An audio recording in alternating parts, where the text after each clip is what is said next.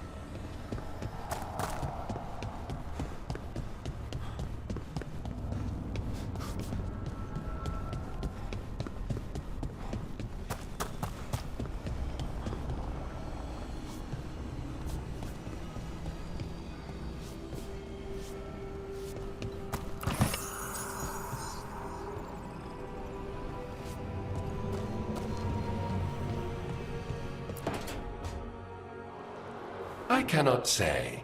Who created you? I cannot say. What can you say? I cannot say. Right. Deserve that.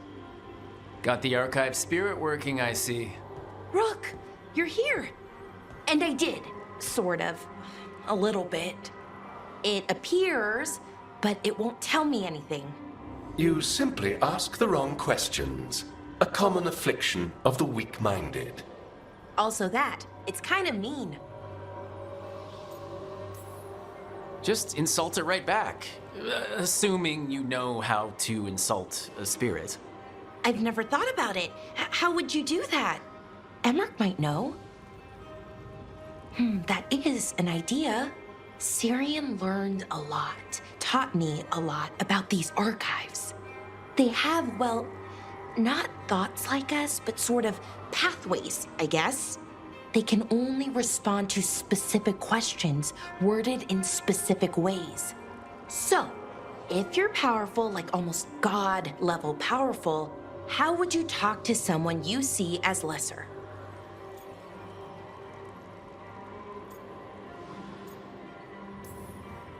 Really condescendingly, based on experience so far. Right! You wouldn't ask questions, you'd tell them what to do, so let's try that. Archive, tell me who built you. One of the greatest of Elvenan, a steward of her glory. Truly, I was blessed to bathe in his warmth. Anaris built me, and to him I shall someday return. You mean the Forgotten One? I cannot say. Good point. It came later.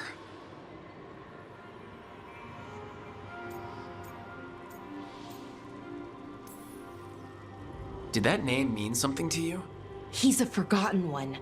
Got told they were the bad gods, we couldn't speak their names. Not like the good gods, you know, Elgernon, Gillenane. But now we know the truth about the Evanurus. So we don't know for sure what the Forgotten Ones were, I mean. They used to say Solus was one, so best case scenario like him. Worst case, well, you heard it talk. Right. So this thing's dangerous if it belonged to one of them. Could be, but still important and invaluable. Everything Anaris knew, this thing knows, and my people deserve to know. If I can get it to tell me.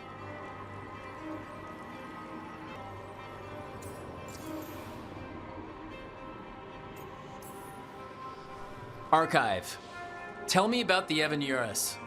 A group of cowards hiding behind their more powerful magic and superior numbers. Their jealousy of Anaris was palpable. Their war is unending.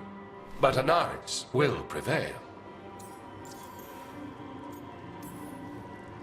Archive. Tell me about the Dreadwolf.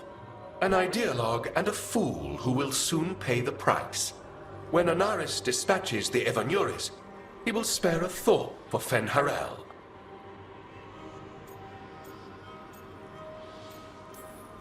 Have fun with the condescending spirit. I'll try.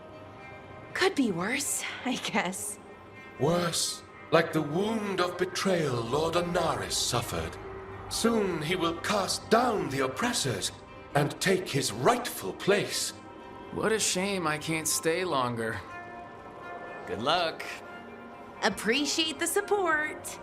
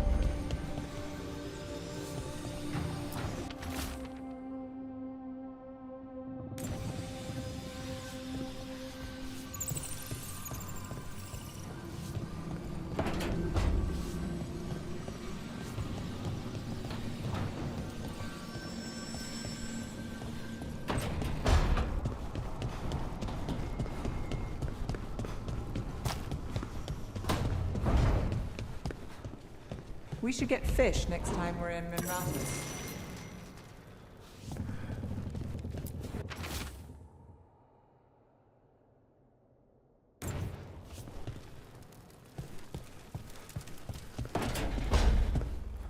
Lucanus?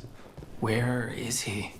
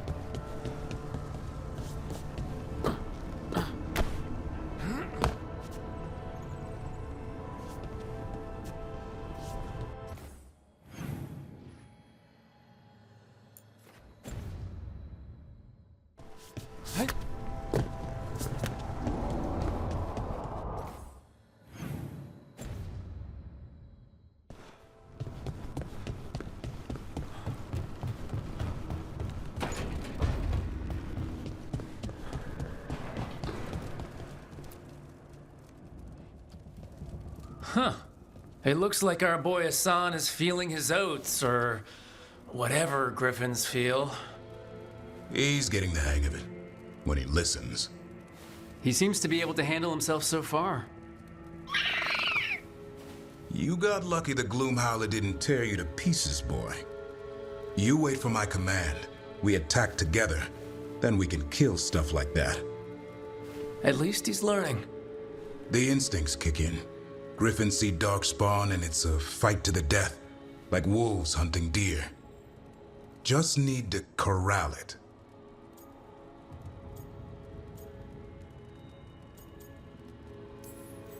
Sounds like the perfect soldier. And he even flies. Aerial cavalry. A full-grown griffin is a force of nature. Every muscle in him, every talon, every feather, honed into a killing machine. Hassan's ancestors took on archdemons.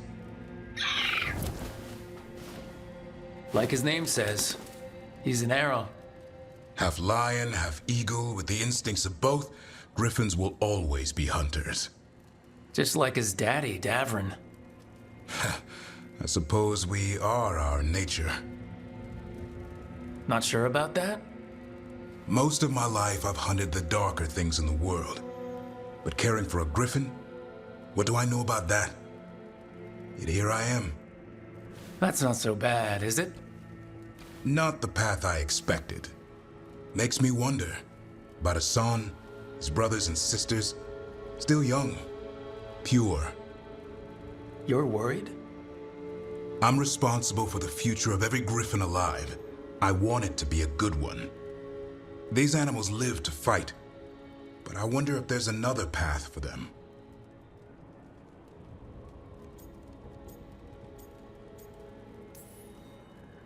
I'd like to think everyone can find a new path. Even griffins. Just wish I knew what it was. Doesn't every good parent? Parents. A scary word. I'm supposed to be his bodyguard. What do you think you've been doing this whole time? Trying to ignore it. If I get myself killed by a Hurlock, that's on me. If it's Hassan, I just don't want to mess it up. I think that's where trust comes in. That Turlum idea you keep talking about. Trust Hassan to find his way. Don't force things. He's headstrong. Good thing you are too. Right. Thanks for the chat.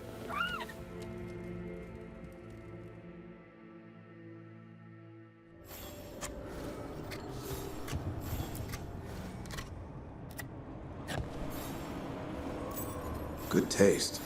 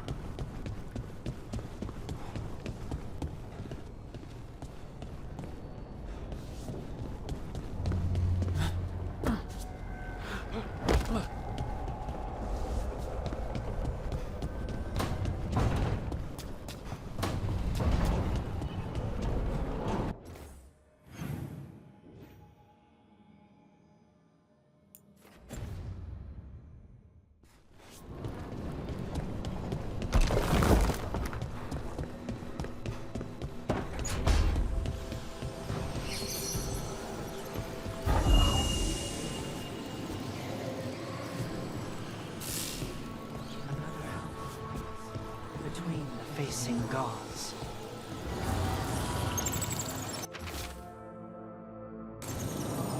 Can't do this without a wisp.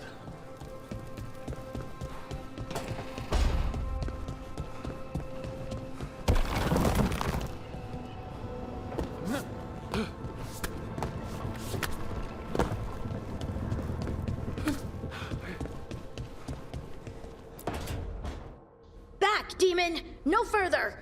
Isn't standing up to them supposed to work? Let Lucanus go! Don't make us hurt both of you! What's going on? Lucanus? It's not Lucanus, it's the demon. It's taking him over. He's trying to leave. Smells like jam and brimstone. Rook, do something!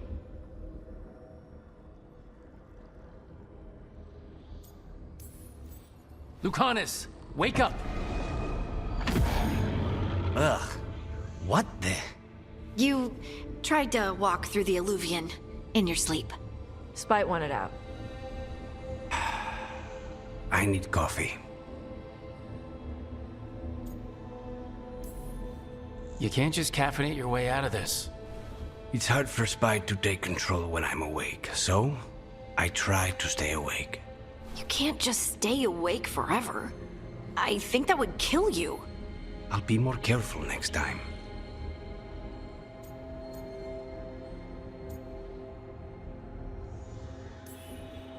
We have to make Spite understand that he's endangering you. He's Spite, not learning. He doesn't listen to anyone. Don't worry about it. This won't happen again. And thanks.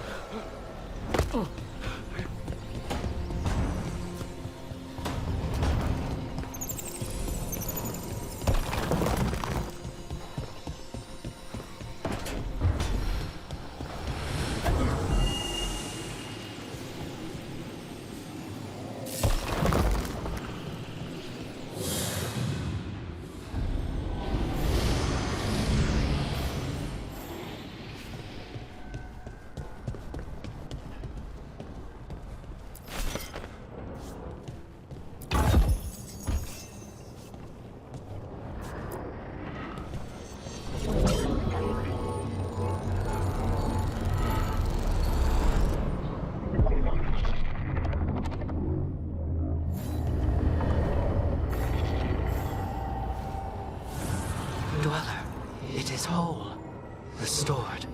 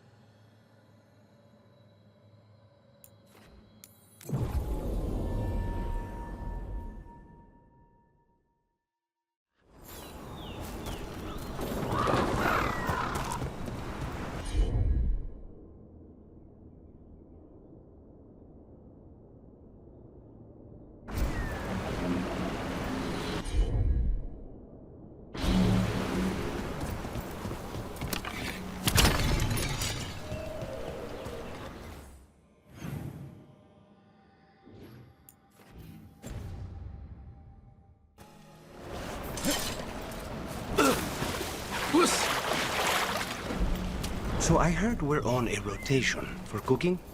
Supposed to be, and used to be, but, well, What is it? well, some of it's an acquired taste. So I tend to do most of the cooking, a lot of the time.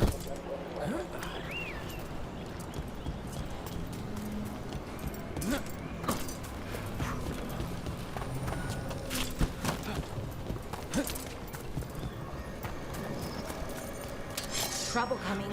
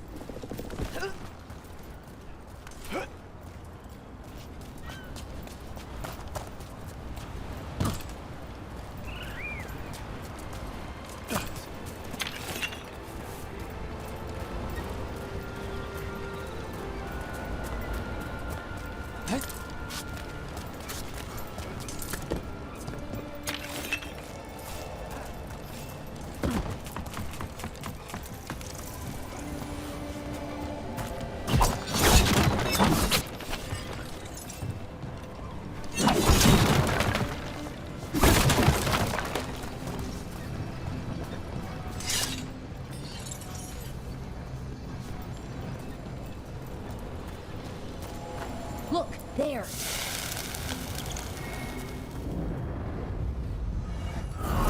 You return.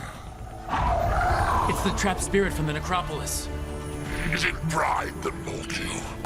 Do you think you can succeed in facing me where the predatory failed? Stage cover.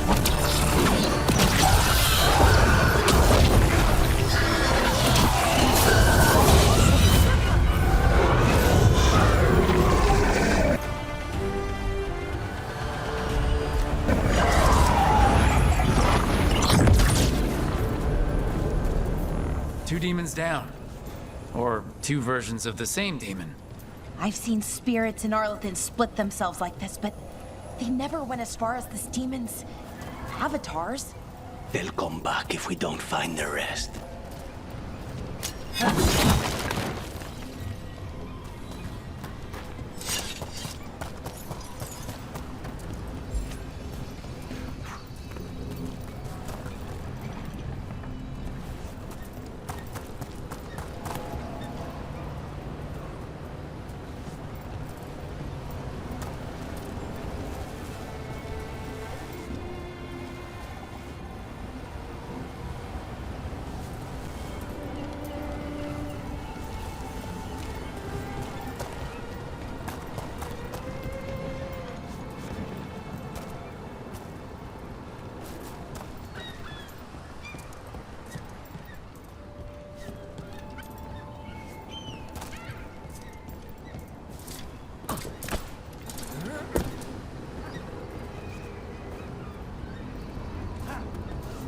trouble coming.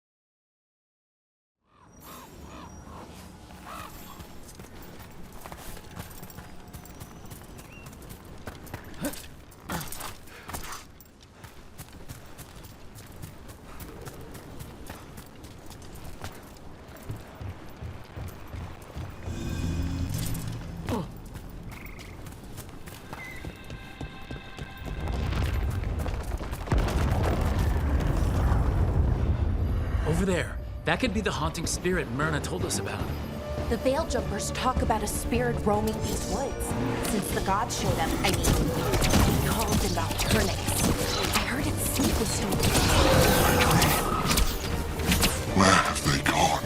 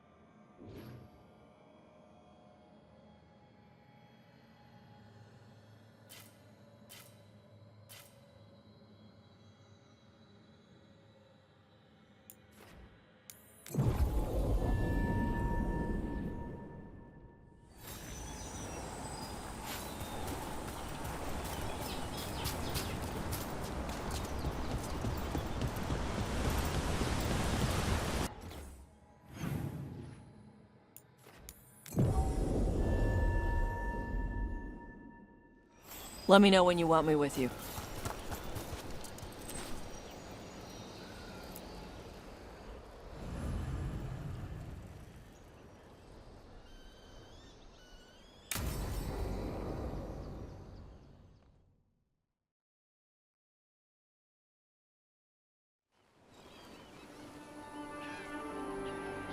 Hey. Some for you. Some for you. Hey, don't be a dick.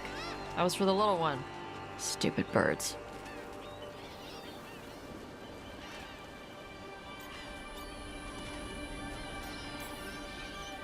I wasn't expecting, What? I don't know, you with the birds. This is fun. Oh, good. Can I help?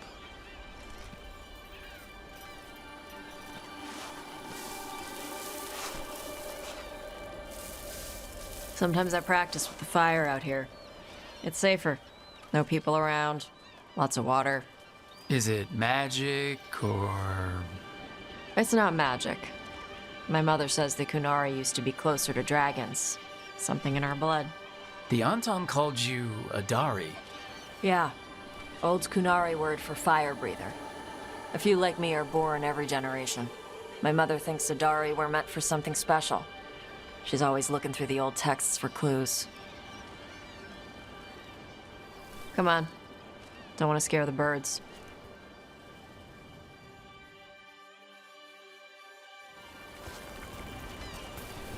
My mother left the Qun not far from here. She got herself transferred to Kantar from Parvalan. Smuggled me there and then walked out. I thought Kantar was well fortified. How did she escape with a child? The Qun isn't a prison. People can leave if they want.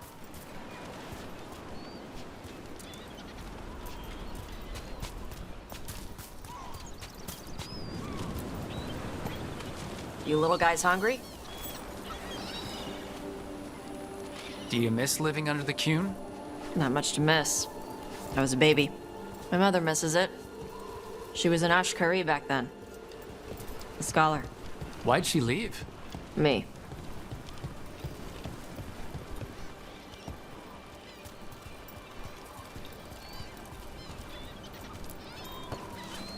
There's enough for all of you. Shathan was worried about what the Kunari would do with a fire breather like me. What would they do? She said Tom used me as a berserker. The idea scared her enough that she left her library and walked away from the Qun.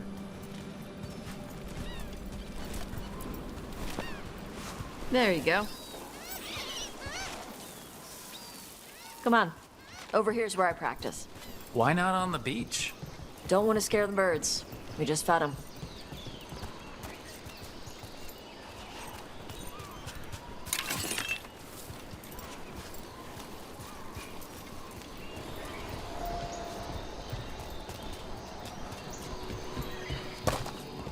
What the crap is that? The Antam must be marking their territory. Not on my beach. Vashvatari!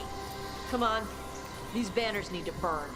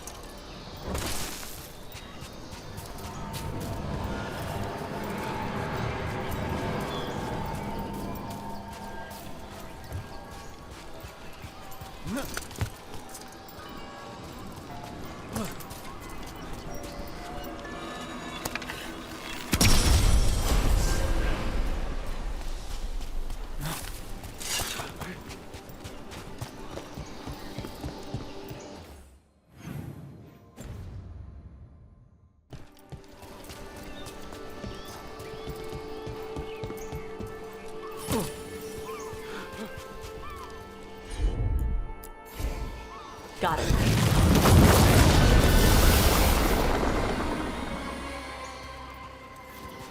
Nice. What does it feel like when you breathe fire like that? It's more like spitting. Ew. Something inside my throat opens up and lets stuff mix together. Then there's this rush of heat as I roar it out. I'm surprised it doesn't hurt your mouth to do that. It can. One time my tongue got in the way. Got a mouthful of fire. Ouch. Didn't hurt much. My mother has to make food extra spicy so I can taste it. I guess that's the trade-off for being a fire breather. It's fine. I smell stuff better than most people.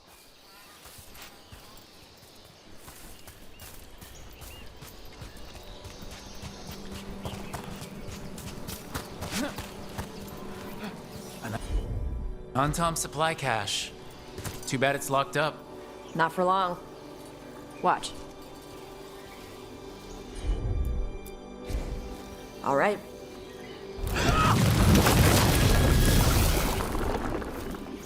Wow.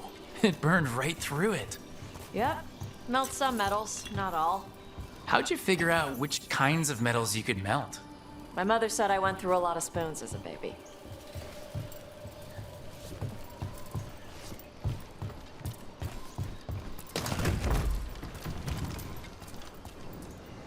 This way. More birds to feed? Something like that.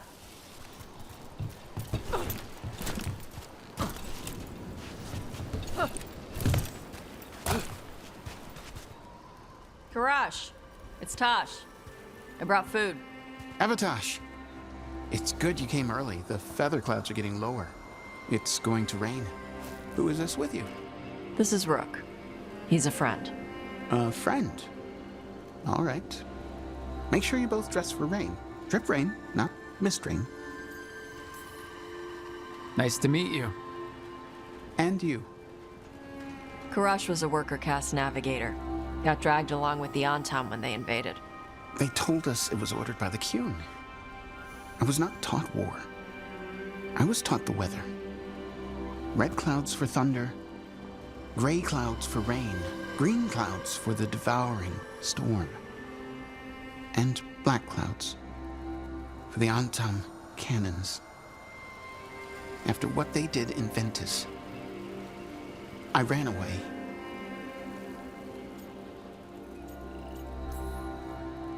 I am sorry the Antom did that to you.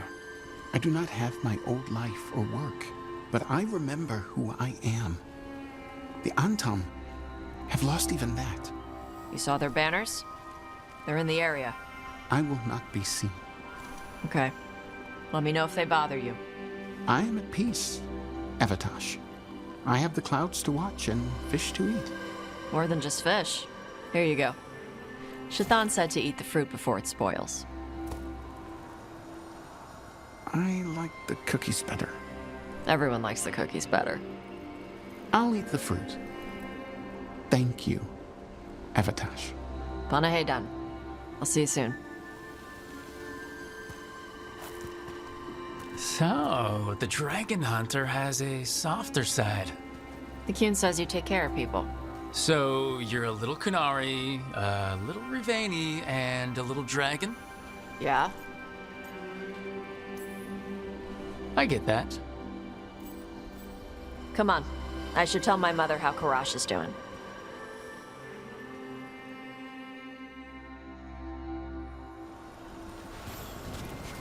So how do you get it?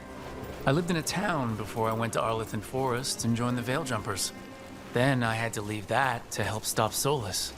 So you take what works from each part, right? Yeah. I had to take Kunari language classes growing up.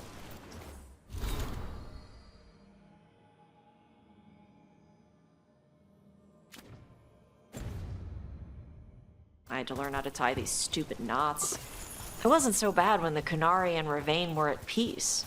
Now the Antom have broken from the Kyun and started attacking. People look at me like they're scared I'll switch sides. That's their loss. People who have only ever been one thing will never know how big the world is. Yeah? Maybe.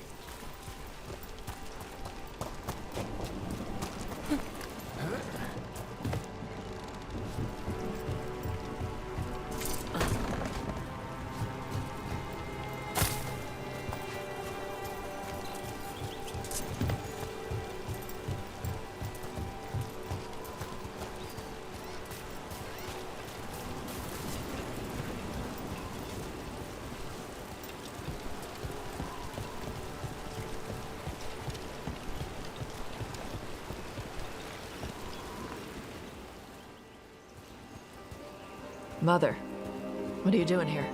You used to call me Tama. I also used to wet the bed. Want me to start that up again? I'd rather you didn't.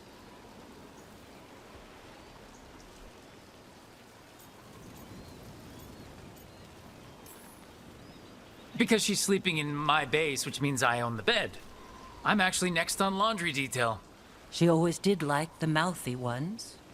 In truth, Evatosh's tastes are quite varied, although it is uncommon for her to be attracted to men. Mother.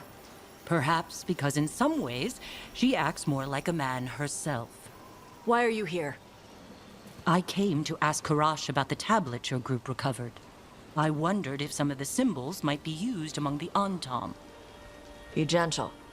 Don't make him talk about the war. I see the wisdom of your suggestion. I also see that you used your fire again. Chakra Toebra. Chakra Toebra. Remember to keep your consonants crisp. Kunari do not slouch, and neither does our language. Panahedan, Evatosh. You did well bringing Karash his food.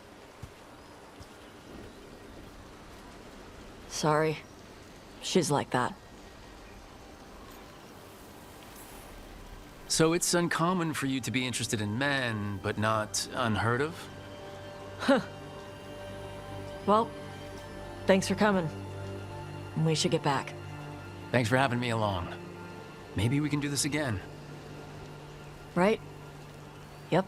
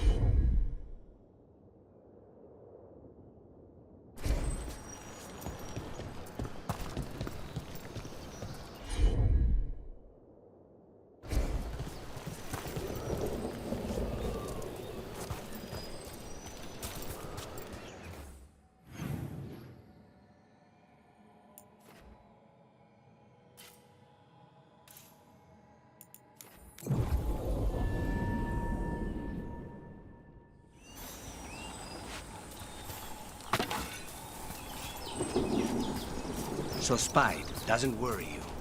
Well, a little bit. But Rook trusts you, and so I do too. What if Rook's wrong about me, though? I am an assassin, a paid killer. Well, no one's paying you to kill me, so I figure I'm probably safe.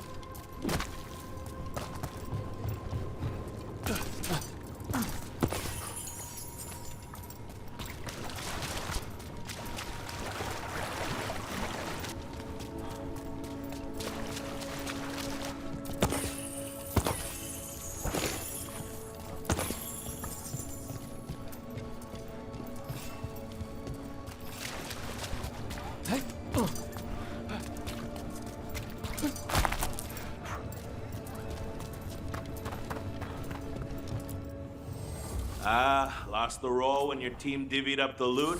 Yeah, come treat yourself!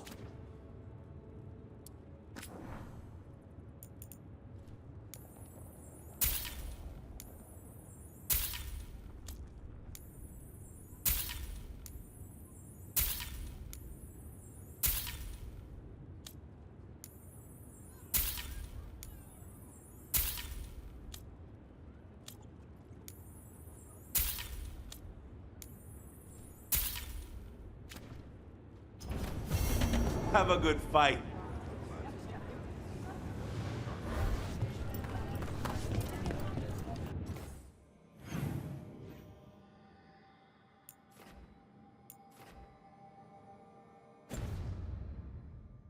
Spirit of determination. May your enemies die bitter and in pain. Yes! Good. Don't encourage him.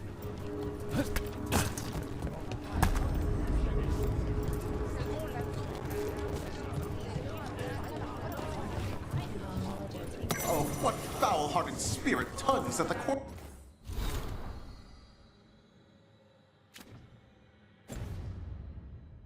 of your lips to turn them down so? What? Oh.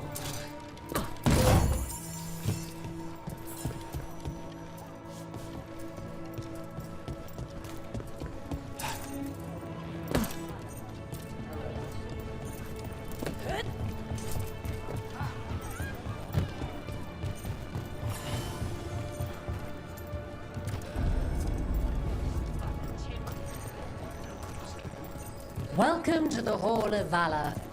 I knew you'd find your way here sooner or later. Your kind always do.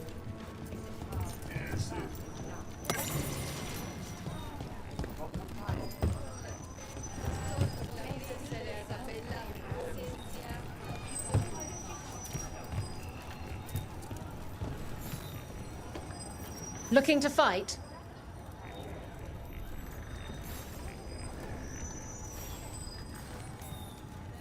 All right, get your ass in there and give us a show. Our next challenger comes from the Veiled Jumpers of Arlethin. She's deadly and Danish. So everyone give a holler for Valara!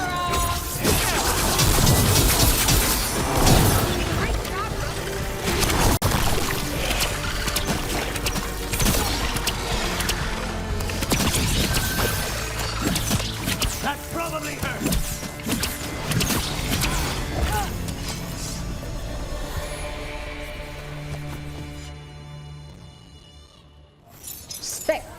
Spectacular! We felt the blood spray from way over here.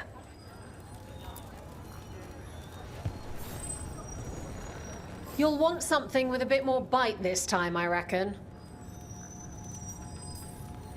Get going! Don't keep your fans waiting. The Hall of Valor is pleased to welcome legendary spirit of determination, Spike! And his spirit friend, Lucanus Delamonte of the Grave. Nice work!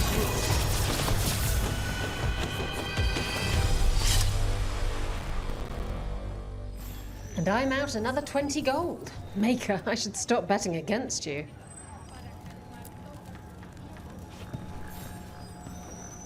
Ready for something really spicy? I've got what you need. All right, get your ass in there and give us a show. They invaded our country. Will they conquer the Hall of Valor? Find out as the Antom enter our next fight.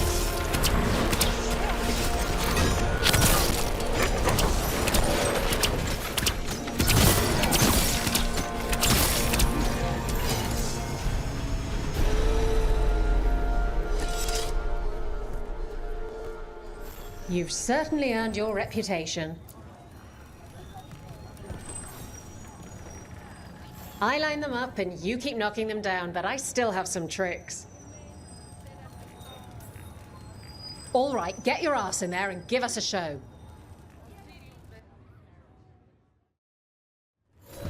All right, who's ready for some action? I know I am.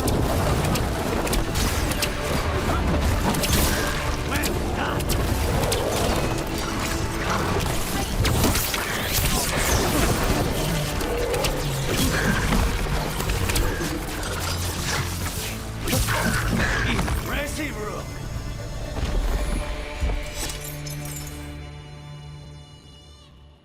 You've certainly earned your reputation. All right, this is really starting to annoy me. Once more, and don't you dare hold back. All right, get your ass in there and give us a show.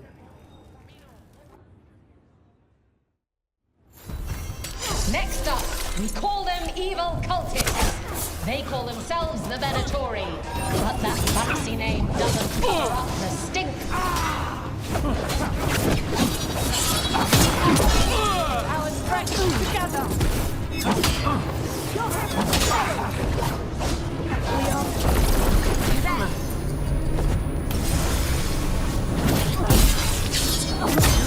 What's your right? We are failing our master.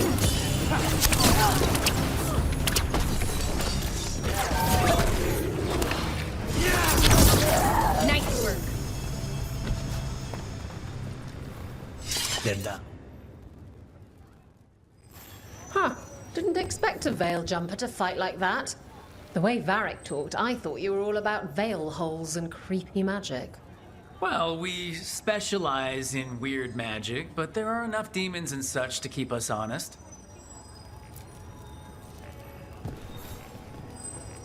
Hall of Valor's ready. How about it? Feeling valorous? All right, get your ass in there and give us a show. All right, who's ready for some action? I know I am. Stay covered. Wow, nice work, Lucanus.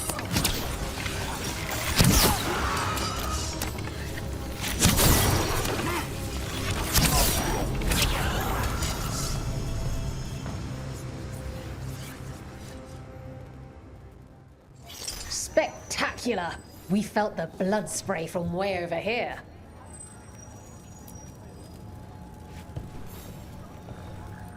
Hall of Valor's ready. How about it? Feeling valorous? All right, get your ass in there and give us a show.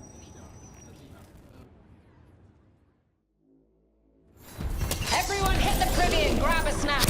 You won't want to miss this next fight.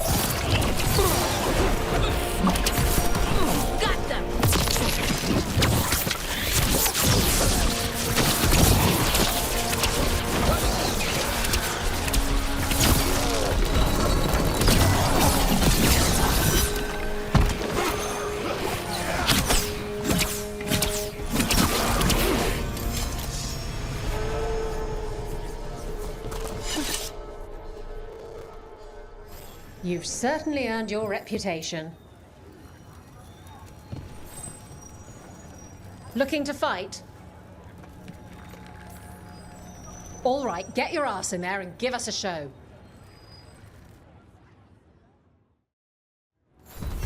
All right, who's ready for some action? I know I am.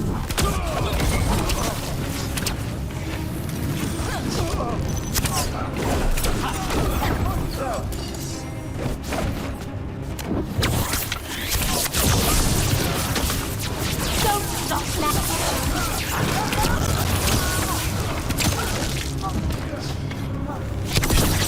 They're crossing us.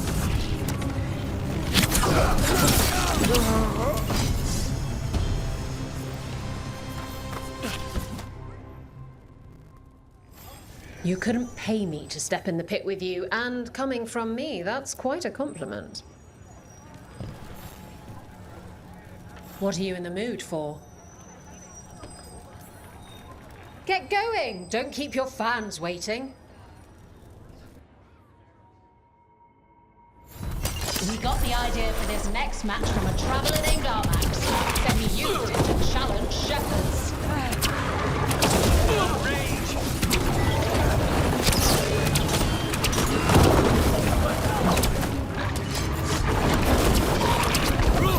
Nice work. Nice one, Lucanus.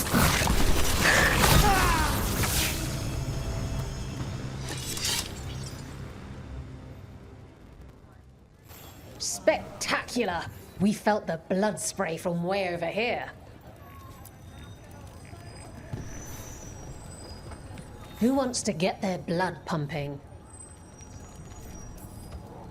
Get going! Don't keep your fans waiting.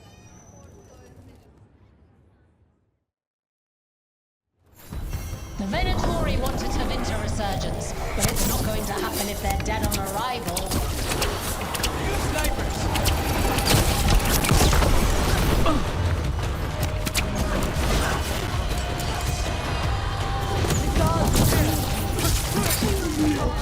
Nicely done, bro. I feel the blessing. Well executed. Oh, death.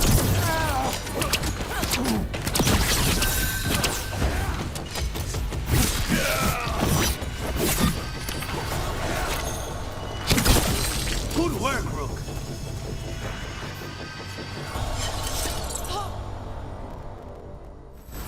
You've certainly earned your reputation.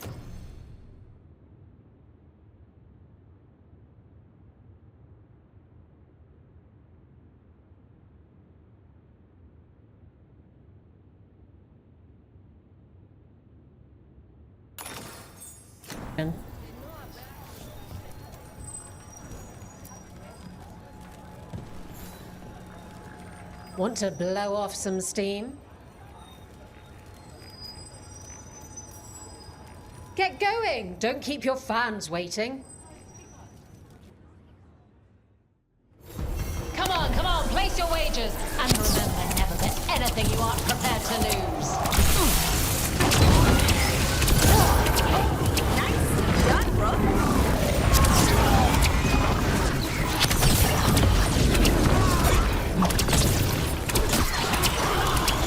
Lucanus?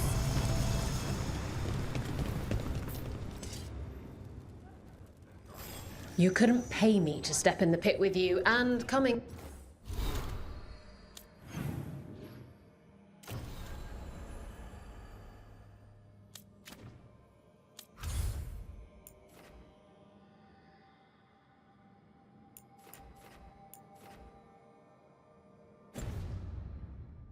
From me, that's quite a compliment.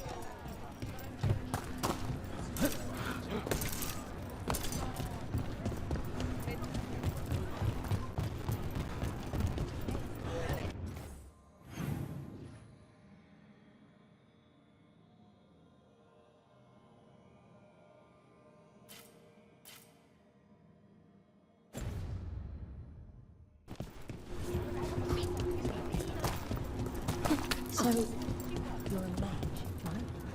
I am a seer.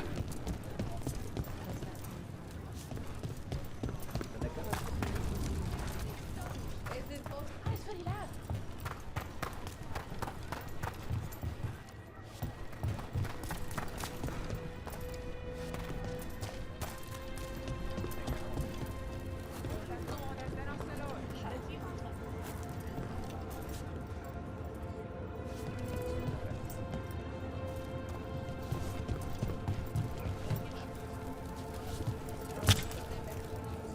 I've been thinking about my strategy.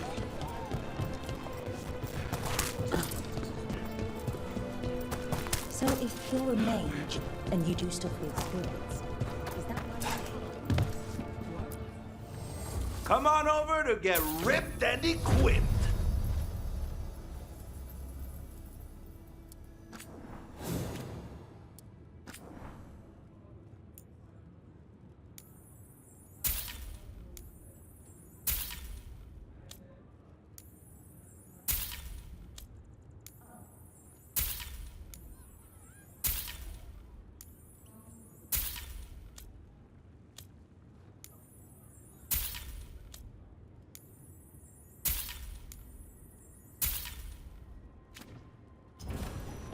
Oh, then some helmets.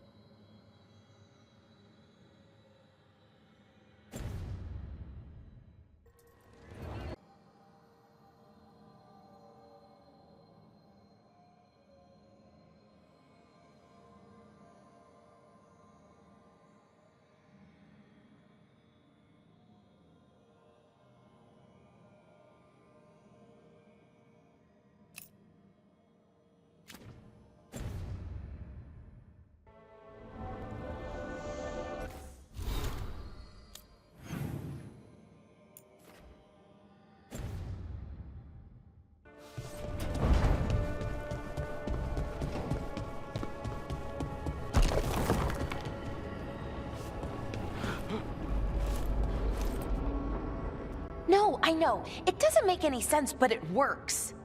Wouldn't the connection to the lyrium cause... The veil to rupture?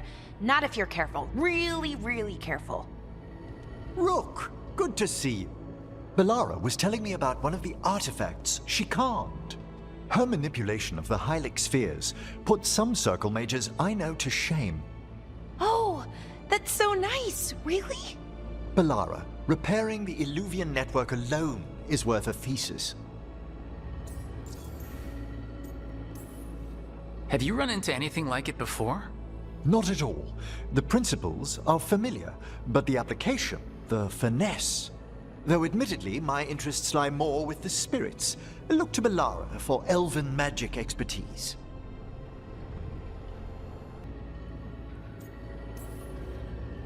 She came right in and started talking about interstitial resonance and stuff. Yes, not everyone who's self-taught bothers with complex theory. Well, thank you. That said, I've noticed you working at all hours on that artifact. Really? I don't think it's all hours. And you're either the first to wake, or you simply aren't sleeping some nights. Thank you, Professor, but I'm fine. Mostly.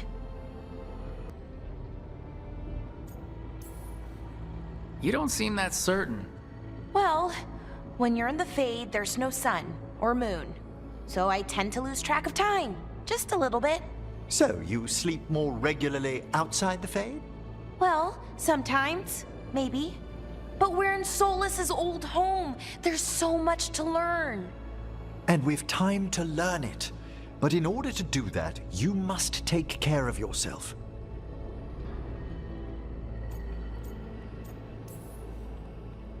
Not that Solus should be any kind of example, but even he slept. You can too. Sometimes I can't. Fall asleep, I mean, my thoughts get in the way. Perhaps I can help. With sleeping?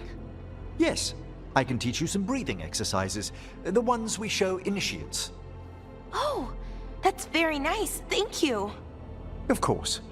We must look out for one another. And thank you too, Rook. Anytime. Okay, I am going to relax right away. But first, I had another question. I thought you might.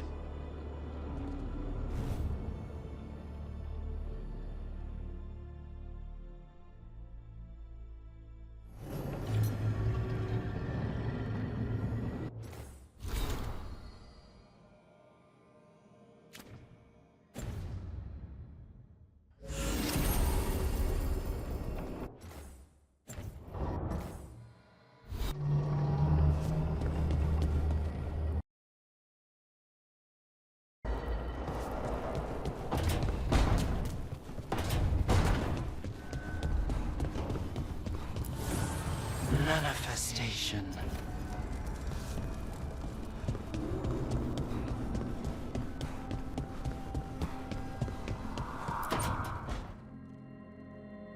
Why do you run around in fancy mage clothes? Because I like them? You're barely even wearing a shirt. You fight Anton with a bare midriff. Everything all right? We're fine. Just trading fashion tips. So what I wear is a problem for you? It's not. It's just... why dress like that? Are you trying to make your mother happy?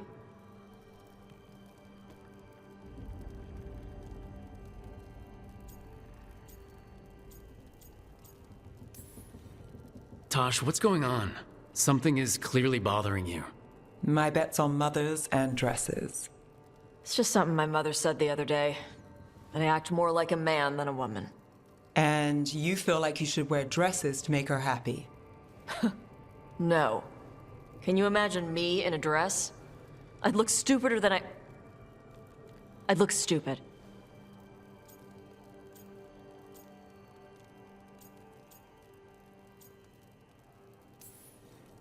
You wouldn't look stupid in a dress if that's what you wanted to wear. I don't want to wear a fucking dress! Clear and to the point. So, what do you want? Your mother didn't just make you angry. Something she said got its hooks into you. Why? It feels... right. When she says I act more like a man. It feels... right. Why does it feel right? Tosh, do you like being a woman? Nobody likes being a woman. Ah. This is stupid. Forget I said anything.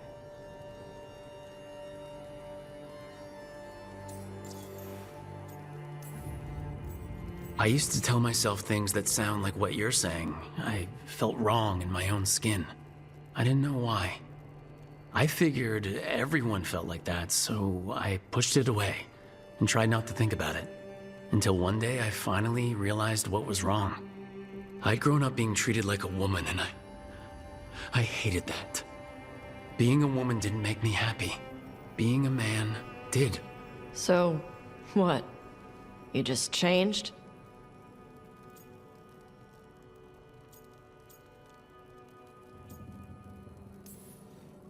I asked a lot of questions to people willing to talk with me about it. Then one night, I closed my eyes and let myself imagine living my life as a man. Being a man. Something opened up in my chest, like I'd relaxed a muscle I'd clenched my whole life without realizing it. And after I finished crying, I started making plans. Because once I learned that I could feel that way about myself, I was never going back. And you're saying I'm like you? One of the first things you told me was, you don't get to tell me who I am. Whether you're like me or dealing with some other pain, well, only you can figure that out. Okay. I'll try. And Thanks for telling me about you. Anytime.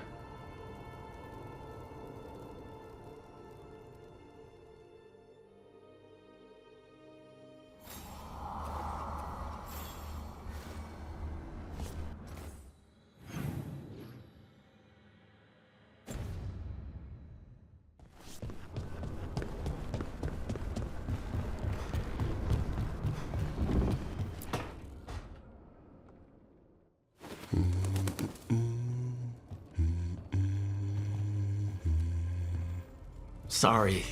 Didn't mean to interrupt. Please do. I need to hear an actual voice now and then. Can't imagine why. I'm starting to dream that I'm a griffin.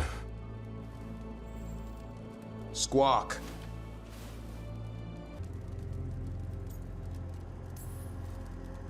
Well, you get high marks for effort. He's toying with me. So what brings you by? Just curious, really. Wondering what it's like being a Grey Warden. They've always been these legendary warriors living apart from the world. Don't know about that.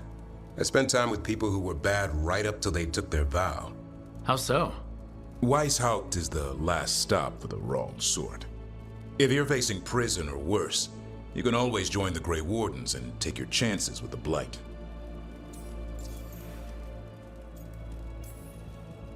I've heard about Weishaupt. Never been there. It's a giant fortress and home of the Grey Wardens. It's been standing for as long as anyone remembers. At least since the first Blight. Does it have floating buildings like the lighthouse? No, but things float up from the latrines. Fun bunch you hang out with. The wrong sort have their charm. Has your first warden always been, well, a stubborn bastard? One way of putting it. He means well in his own way. He's old-fashioned. Tradition is everything. Keeps us disciplined. We never deviate from it. He'll have to. Elgranon and Gillenane won't play by his rules. If he even believes in them. The man doesn't have much imagination. Even the right sort can be the wrong sort. And just how, wrong are the wrong sort? Thieves, brigands, pirates, and the odd murderer now and then. Sounds fun right up to the murdering. At least now they're murdering Darkspawn.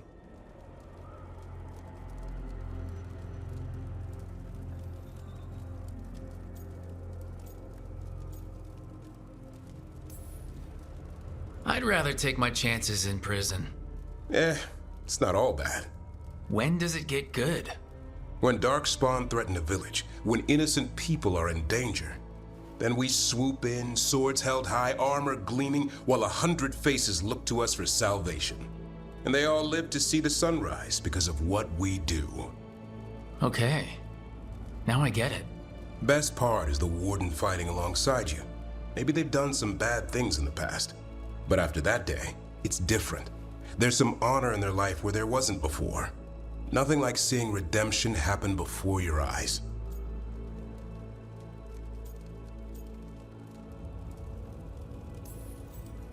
We all need that chance. Put past sins to right. It makes the warden stronger to have people in our ranks who've lived in the shadows. When the storm comes, you don't want farmers and florists fighting archdemons. It takes the wrong sort to put the world right. Kind of like us, I suppose. Minus the skeleton butler. I don't know. Manfred the Warden. Has a ring to it. How about we quit while we're ahead? See you around.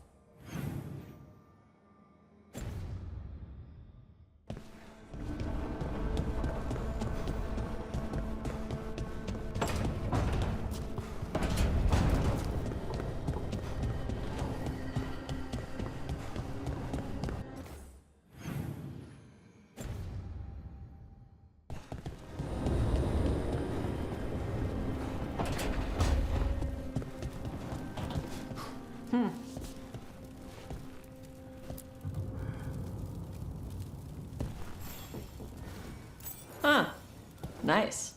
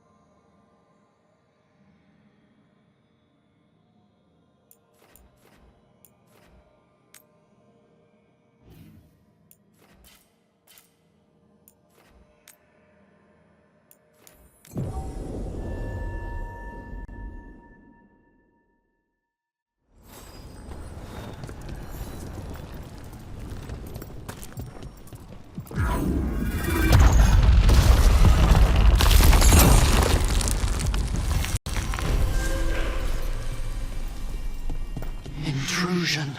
What's wrong? Is it the undead we've been fighting? Corruption seeps in, Dweller. It overflows here. Staunch it.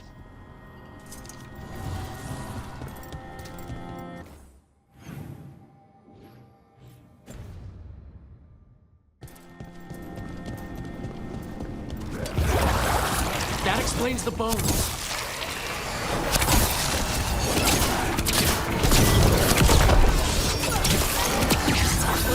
Not bad.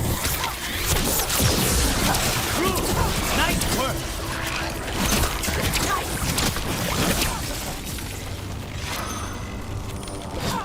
Good one, guys.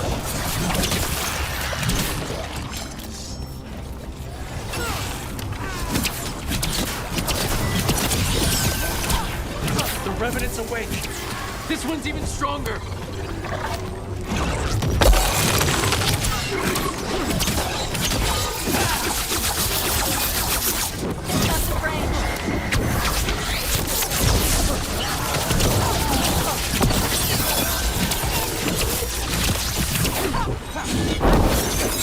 What? It's drawing power from the Fate Tear. Watch yourself, it's healing up.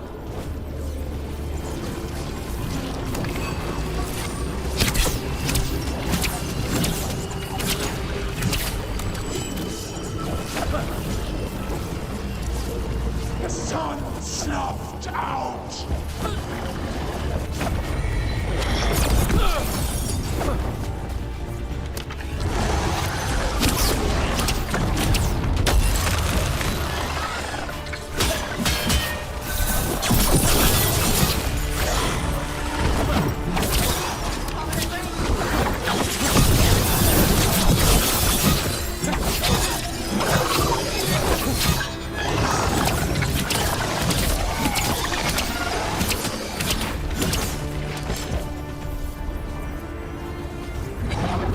Gone.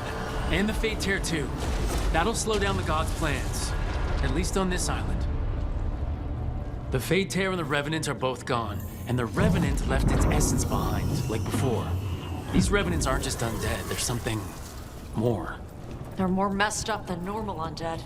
Angrier. Soulless. He left so many of his memories in the crossroads. Maybe the gods raised... Every one of these gets us a little farther.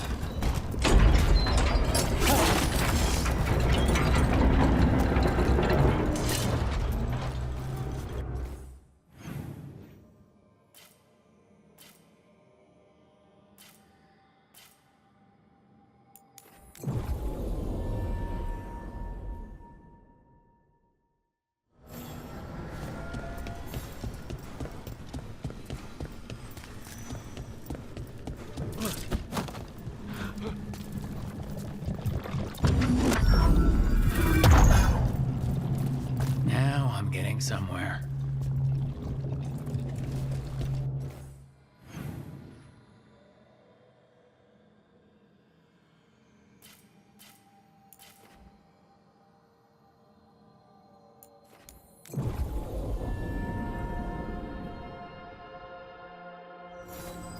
From what I hear, your mother is intense. Yep. It can be hard, trying to live up to that. Is your mother like that? My mother died when I was young. I was raised by...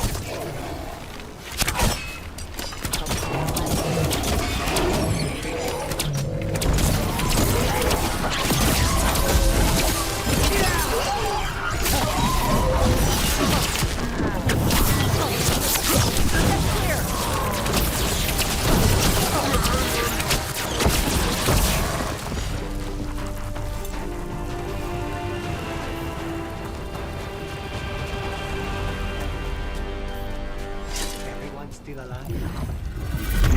You were saying? Is your mother like that? My mother died when I was young. I was raised by my grandmother. Got the...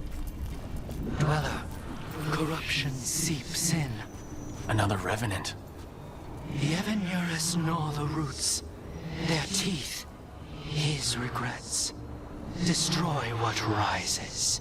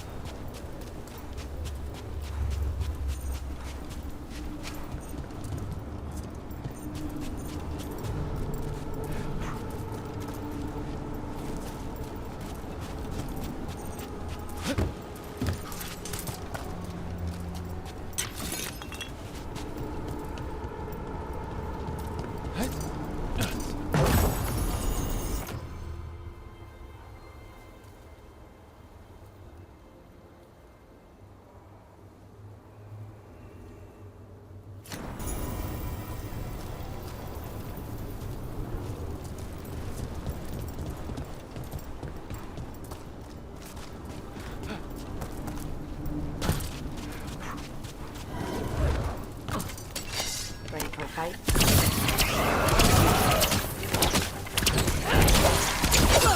Rook, good hit!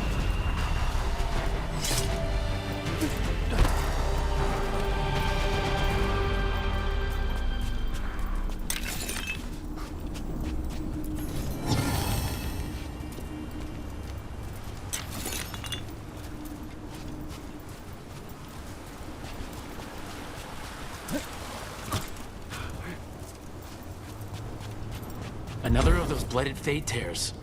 We closed the last one. We can do this. Corruption, undead. I'd say we found out who's responsible. Here it comes!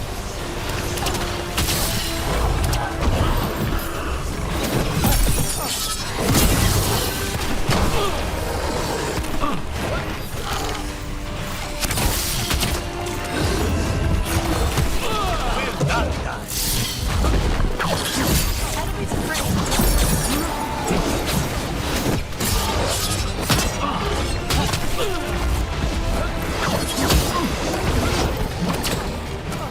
Not that fast.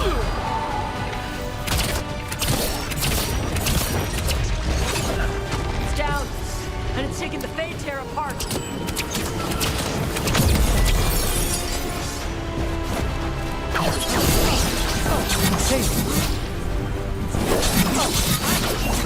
That should weaken it.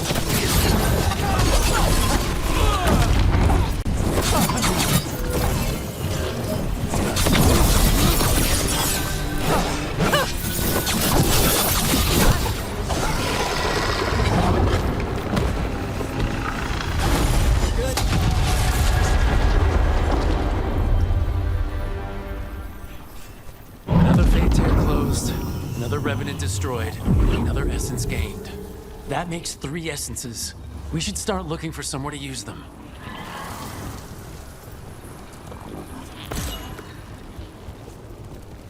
This'll open the way.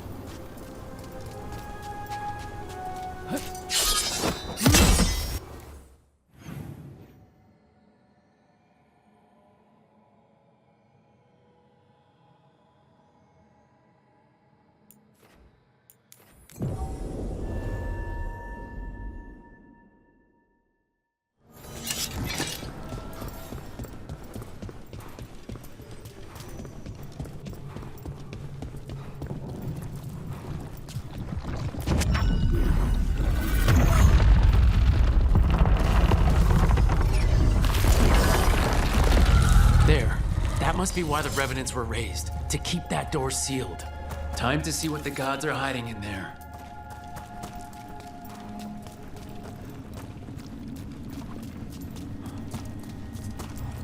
Light up ahead?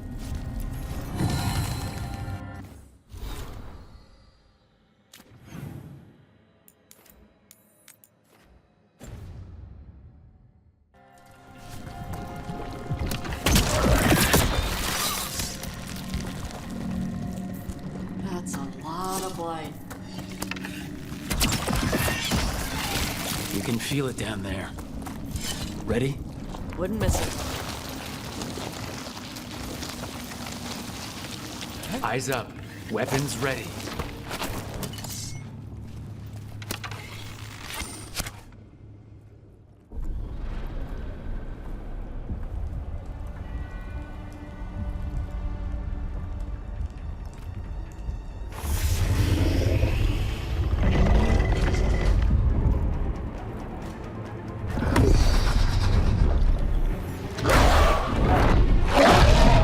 There. It's been feeding on the blight.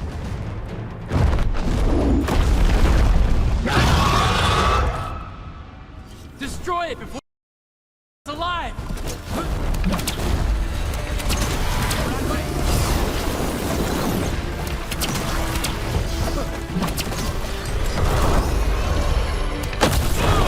What you got?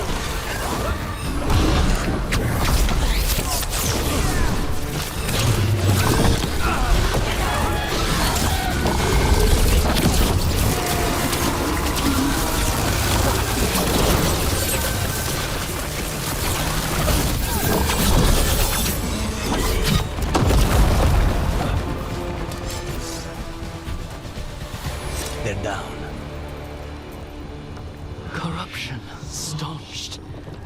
Heaven Eurus cease their gnawing. The crossroads heals. A sanctum renewed, dweller, as is needed. We did it! That dragon must have been the god's final weapon to take the crossroads.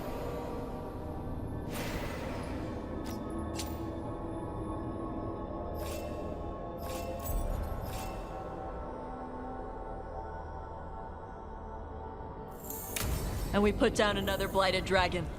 Chakra to Ebra. Let's go.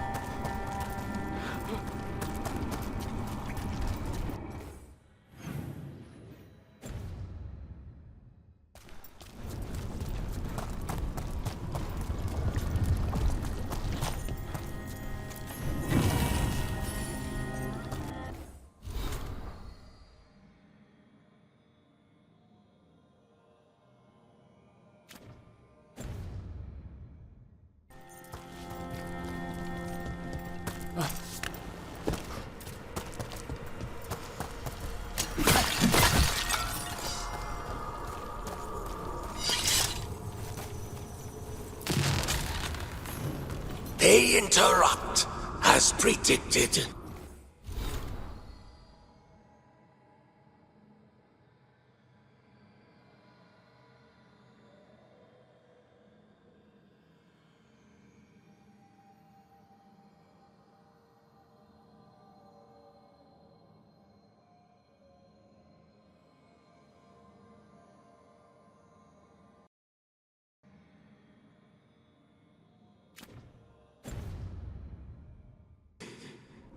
As expected, as hoped. What was that? Learn, adapt, triumph.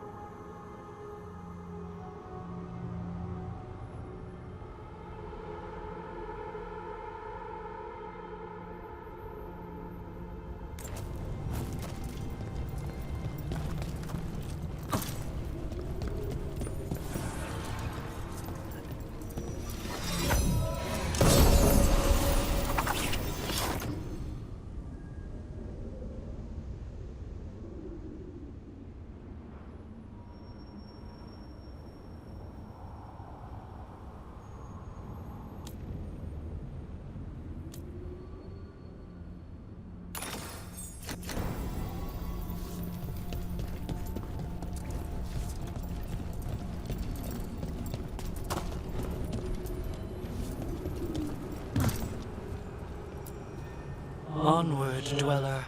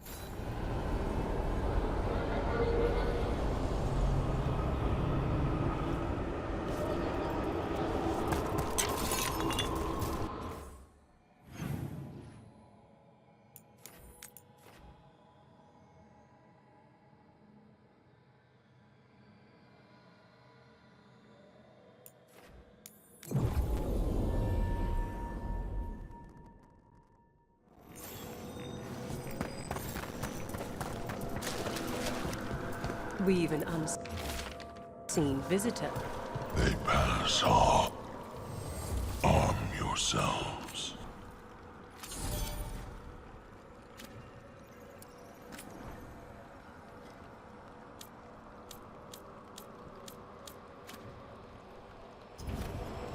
The dead keep watch. We got rid of that haunting in Arlington. It sleeps once again. Excellent work. What tidings? The spirits block. How are things here? Safe under the shield of the bell. It maintains its watch. Everything under control? Only so much as we might serve the necropolis.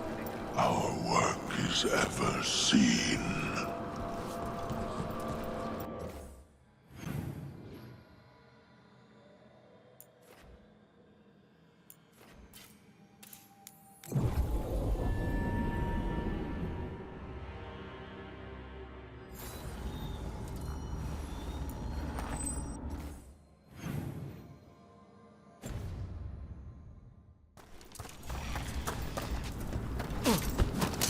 Trouble ahead.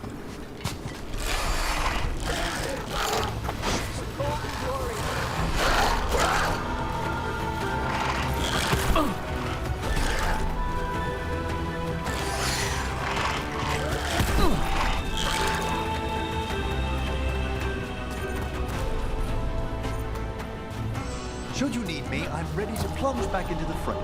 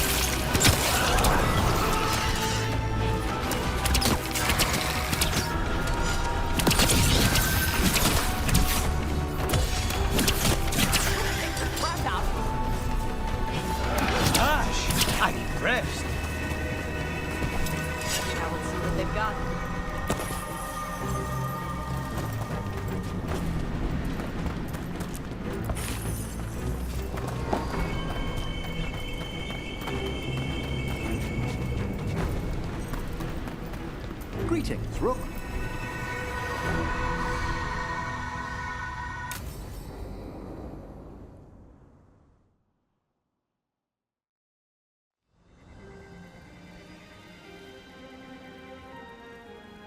Thank you again for coming. My duties include tending to these rites of remembrance. Excellent. Manfred found his way down. Very good, Manfred. He sounds excited.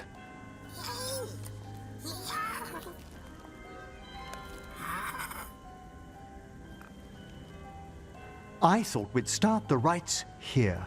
A tableau of the dead, commissioned 173 years ago. These lives were flickers against the ages, precious, fragile, and finite. Now they serve as a warning. Don't linger overlong in the gloom. Live with grace and fervor while you may.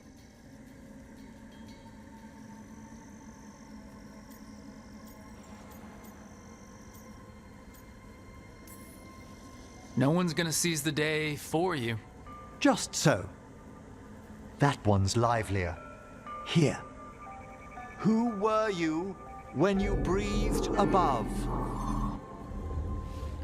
This body was a tailor's, a mother's. She laughed and taught and wove the robes kings wore when they were crowned. Tja. Someone must realign her thoracic vertebrae. I hope the novices are inspecting the displays.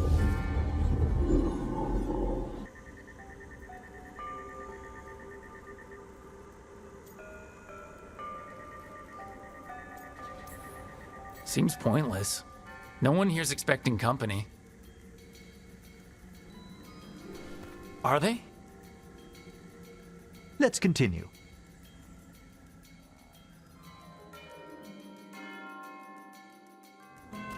So what now? We light candles in remembrance of the dead.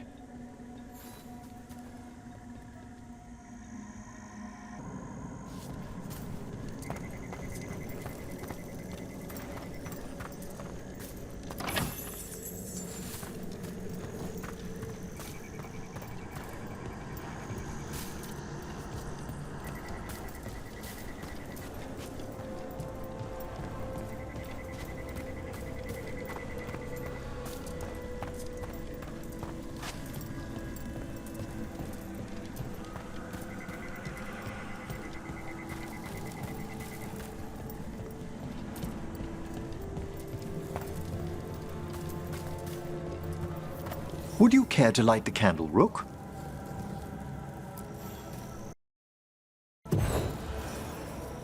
Look at this. The last tomb of the Tannhausens. A very influential family in the Storm Age. We broke the bones of dragons. A posthumous motto. Their last heir met his match against a Highland Ravager. Death by dragon? I'm surprised there was enough to bury. Do you know, I never expected that the door we found back in the Vault of the Beloved would lead here. So the necropolis actually shuffles its rooms around? From time to time. Very unlikely to happen while we're inside a chamber.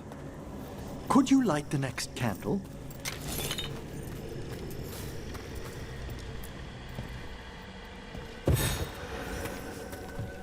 Aha! One of my favorite flowers! A variegated weeping widower. You know your plants. Alchemy is my hobby. It's a break from teaching spirit calling and theoretical applied metaphysics. Right. Just on the side. This way, Rook. You were right about the gardens being peaceful. The necropolis has its dangers, but these places are a refuge for the dead. How many people are buried here anyway? Excellent question. We rarely should take a new census.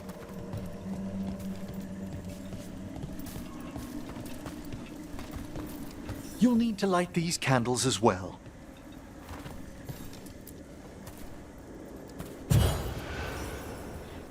Open your hearts to the final day, companion of all the ages. You remarked earlier that keeping this place in order seems pointless, but there's meaning in how we tend the necropolis. Just seems like a lot of ceremony. The ceremony can be the point.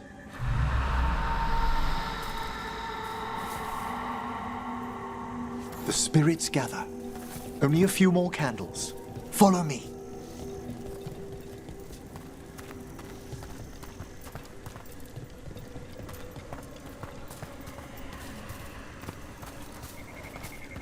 Ah, look here.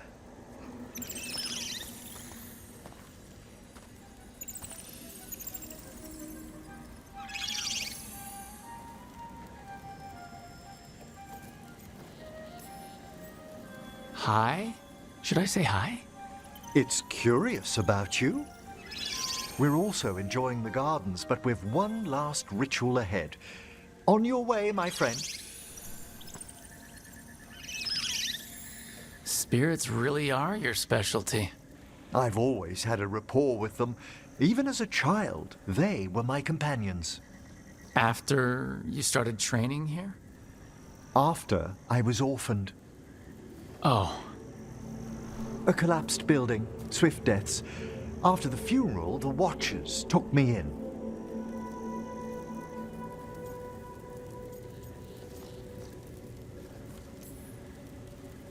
Belated condolences, if that's worth anything. Always. We move on, as we must, but those long nights linger about the shadows. How did you deal with it?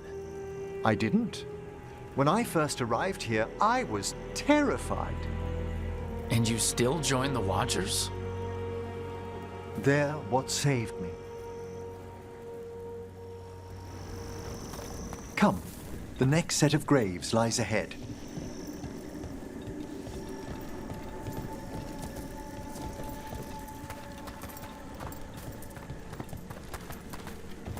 Please, light the next candles if you would.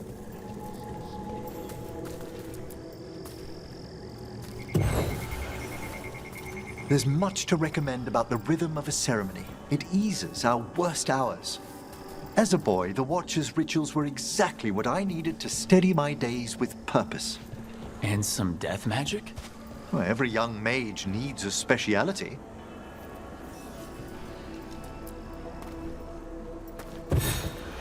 All this pageantry, this magnificent gloom and its rites. I ask you, Rook, what is it for? It's gotta be the living, right? Yes, exactly, exactly. This place is an abundance of history, of magic, of memories. The Watchers preserve it so the living may draw comfort from those who've gone before.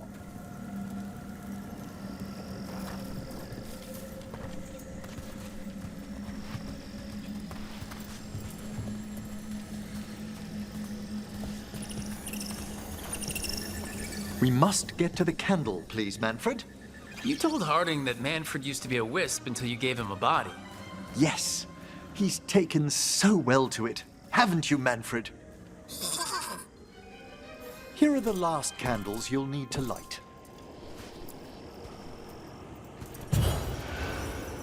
Once you're ready, we'll need to ring the bell.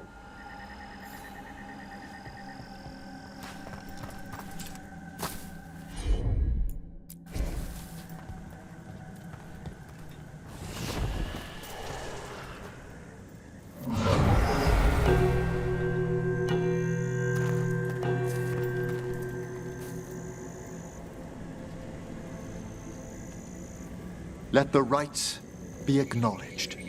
Our bonds seen and sealed. We honor the listening spirits.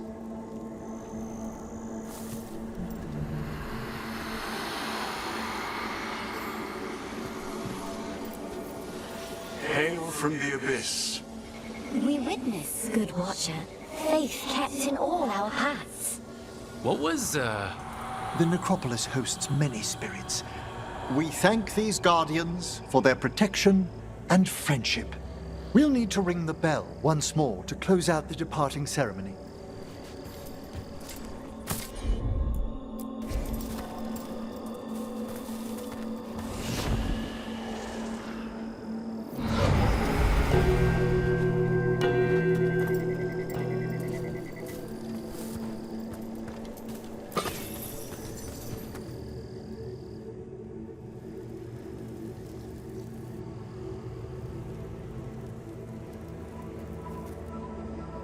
So, you were really afraid of this place as a child? It wasn't the necropolis itself, but what was draped around it. Have you ever been frightened by the thought?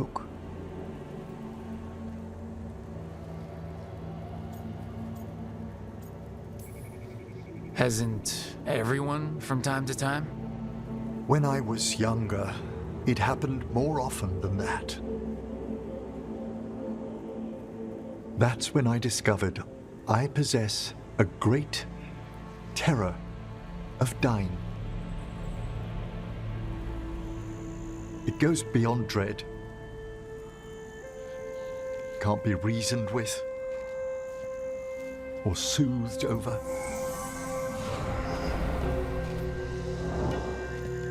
It comes without warning. In the dead of night, sunlit streets, a raw, strangling fear struck somewhere deep past the heart. That's an issue for a necromancer. Oddly, I discovered I wasn't alone. I debated this fear with friends. I argued with teachers. Yet, it lingered.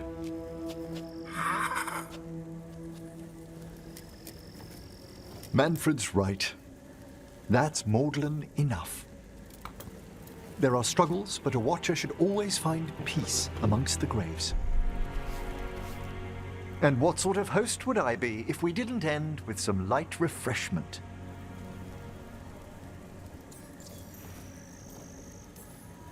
We're having tea. Here. By the dead. Tranquility itself. Oh, if you prefer your tea sweet, Manfred loves using the sugar tongs.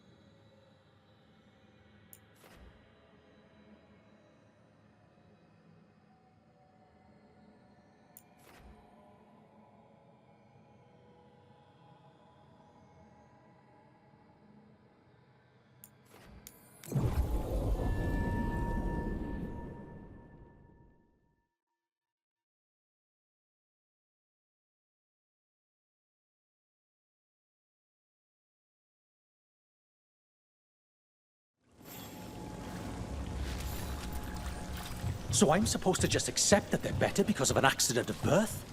That's just how the world works.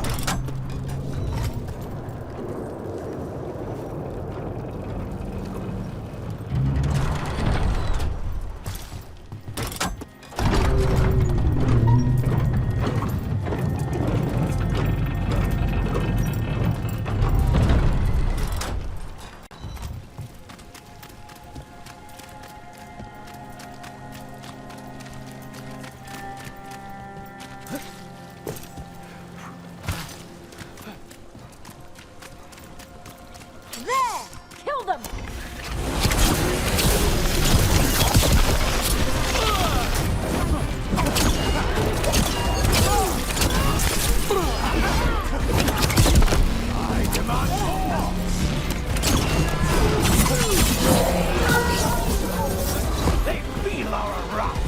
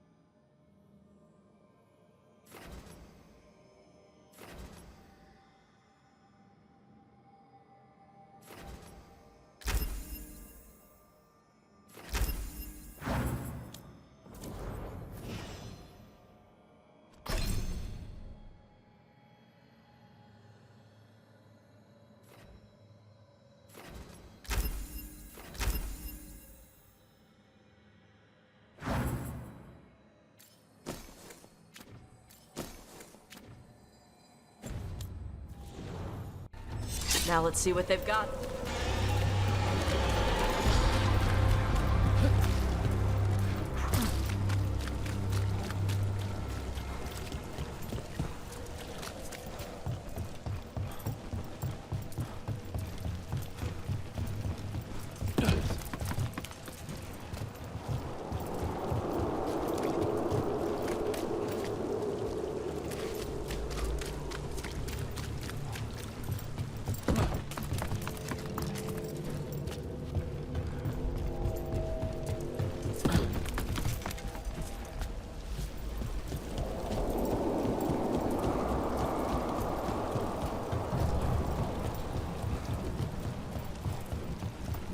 From what I hear, your mother is intense. Yep. It can be hard, trying to live up to that. Is your mother like that? My mother died when I was young. I was raised by my grandmother, Katerina. She was very... Look there.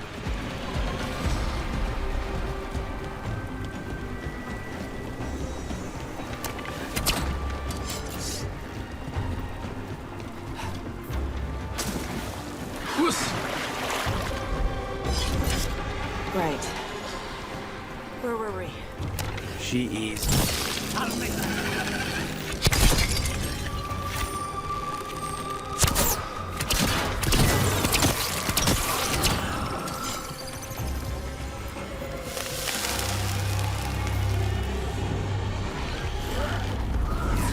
Determination is at the shape of your will.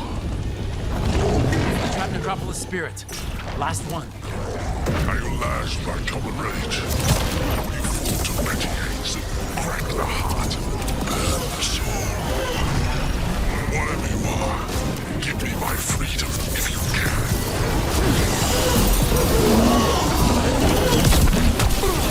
I need a minute.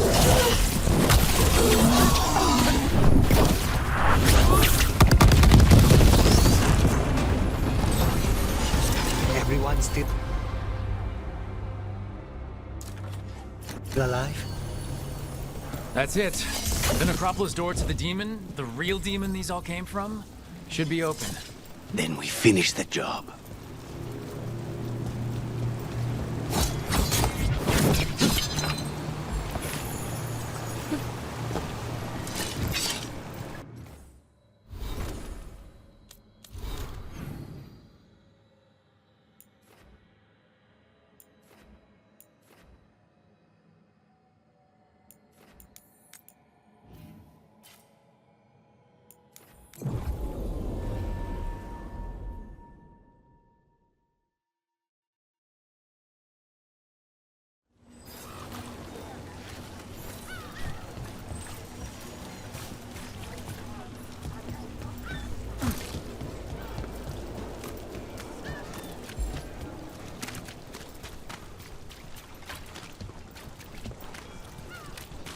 And now anything need doing? I'm always ready. Into this city.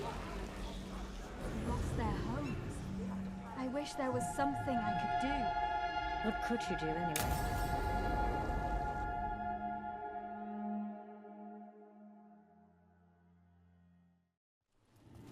Why did Morgan want to meet in Minrathous? Isn't she helping the Veil Jumpers in Arlathan? Indeed. But today we have a guest, and she needed the anonymity that only a city provides. Well, look who it is. Good to see you, Lace. Rook, you remember how Varric and I served the Inquisition? Well, this is Inquisitor Llewellyn, the woman who led us all.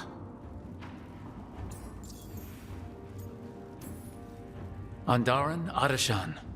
Anethara. Harding told me you're with the Veil Jumpers. As did I. Morrigan and Harding have told me about what you've accomplished since taking over for Varric. You've put together an impressive team, and you've got the best chance, maybe the only chance, to stop Elganon and Gillenane. I won't let you down. Don't worry about me. Worry about the people you've recruited, and about the people depending on you. I only sealed the breach because I had people like Cassandra, Leliana, and Cullen with me from the start. Without Dorian's magic and Josephine's diplomacy, we never would have come together to stop Corypheus. Years later, I had to turn the Inquisition over to Chantry control. But I never lost the friends who had gotten me through it all. Ultimately, they're the only ones you can really count on. Do right by them, and you'll find your way. We've got the makings of a good team, I think. We'll do our best. And while you do so, Rook, the Inquisitor will do her best to ensure that the rest of the world remains intact. A daunting prospect, given that most of the South is under siege by Darkspawn. It's that bad? If not for the Inquisitor, the South would have collapsed completely. She has not been idle while you assembled your team. I thought the gods were mostly active up here. It's really that bad in the south? Elganon and Gillenane have indeed restricted their activities to the north. But the forces they deployed to the south, the strange new Darkspawn, have spread fear and corruption greater than any blight in history. Darkspawn have cut through the center of Orlais. Valrorio and Halam Shiral are barely holding out. Ferelden would have fallen already, if not for help from Orzammar. With Denerim lost, the Fereldans are holding the line at Redcliffe. The Free Marches have the worst of it. Acting Viscount Aveline Valen led the evacuation of Kirkwall. She's taking her people and what's left of her army to help Prince Vale keep Starkhaven. Maker, we didn't know. My ma... Don't worry. I talked to the Divine and your mother's safe with the Inquisition. Thank you. The Inquisition might just be an arm of the Chantry now, but we've still done our part to get people to fight this threat together. Again.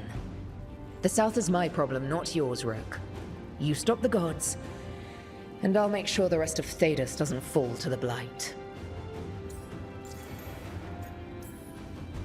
If the South is in such turmoil, why come up here just to talk? And how did you get here so fast? Did you think you were the only one to unlock the secrets of the Illuvians? Morgan helped the Inquisition use the Illuvians to travel. While I lack the Dreadwolf's Viravus, I may still scurry between the walls of this world to be where I might do the most good. The Inquisitor asked to meet you, and I thought it might help you to meet her.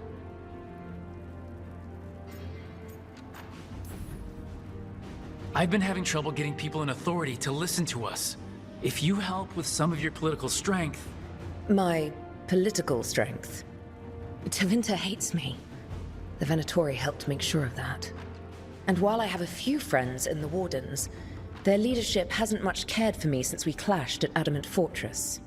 The Inquisitor did not come all this way to leave you with empty words, however. She brought something no one else could. A wolf statuette? We've found others like it in the crossroads. Where'd you find yours? I found it right around the time Solus's ritual failed, when he was pulled into the Fade. We've examined the magic, and it's tied to the Veil. To him. Somehow. Solus is ancient, and his magic is part of him in a way far beyond that of mortals. I suggest you take it to the crossroads and see if something in the lighthouse calls to it. Perhaps it will yield some insight into your new ally.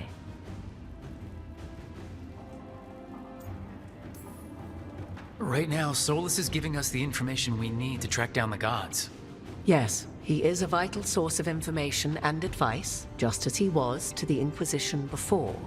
He is the Dreadwolf. He led a rebellion that lasted centuries. How many alliances do you think he has made and broken? Solus was... important to me. If this statuette helps you understand him, if it uncovers something that... Honestly, I don't know. I wish I did. But this feels like a part of him. And whatever he and I once were, I think...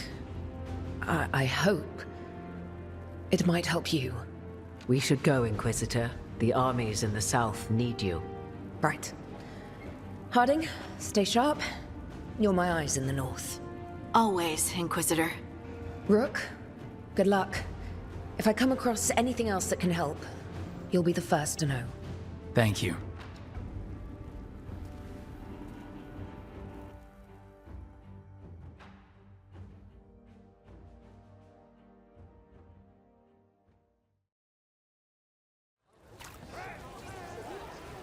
We should take a break, head back to the lighthouse for a bit.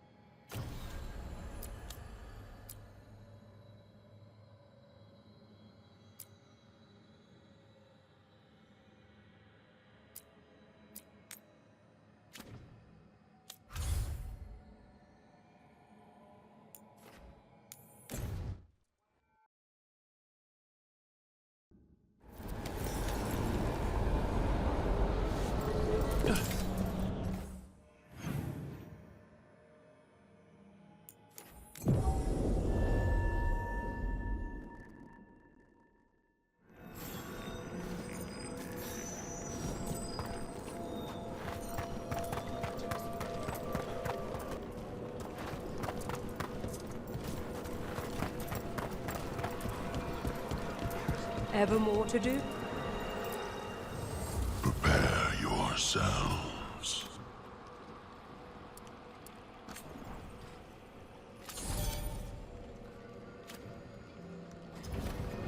Farewell.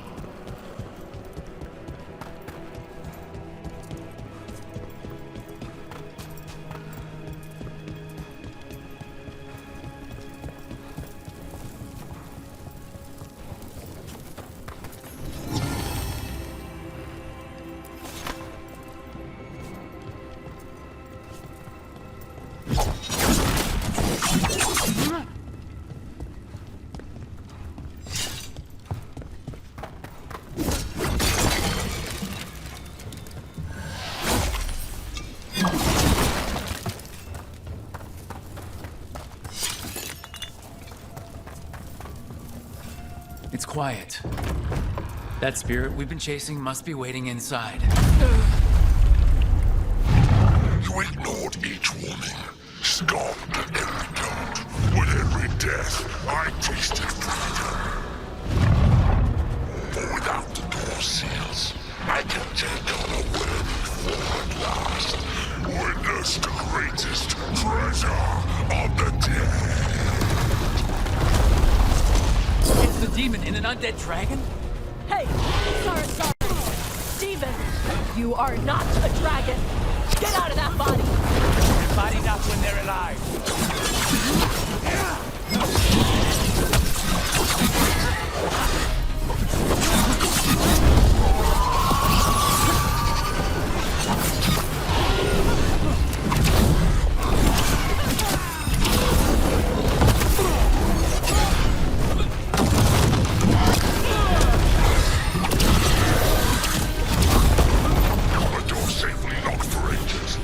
Swiftly you came to plunder.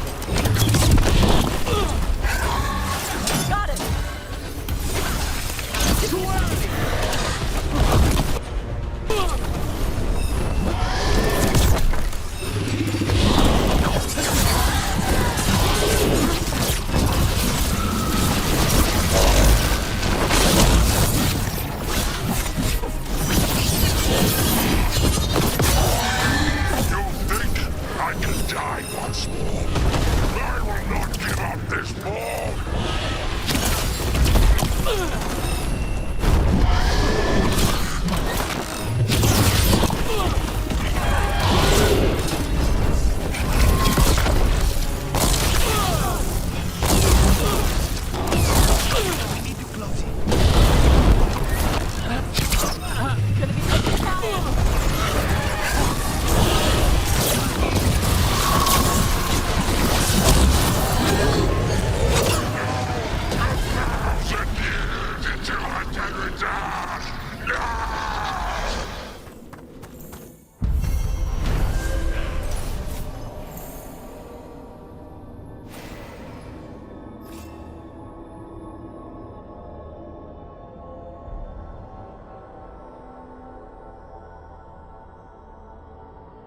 There.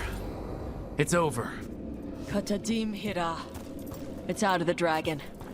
Her fight is over. Spite. Did not like fighting that. Let's not stay long.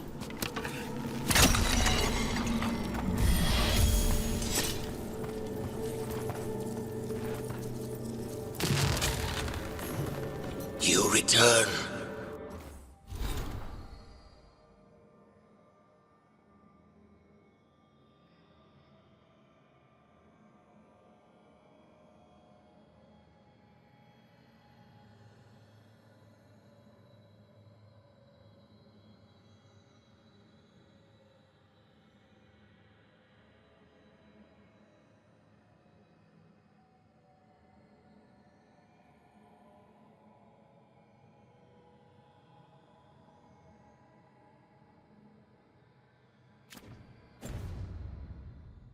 We are content.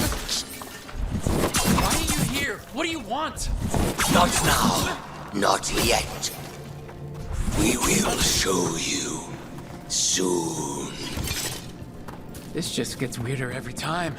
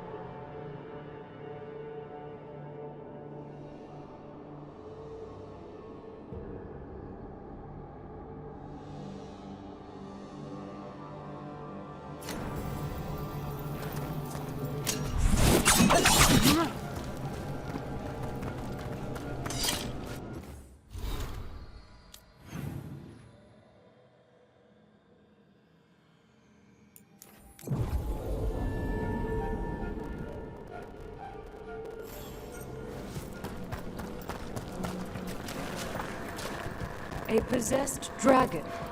We must find why its body was entombed here.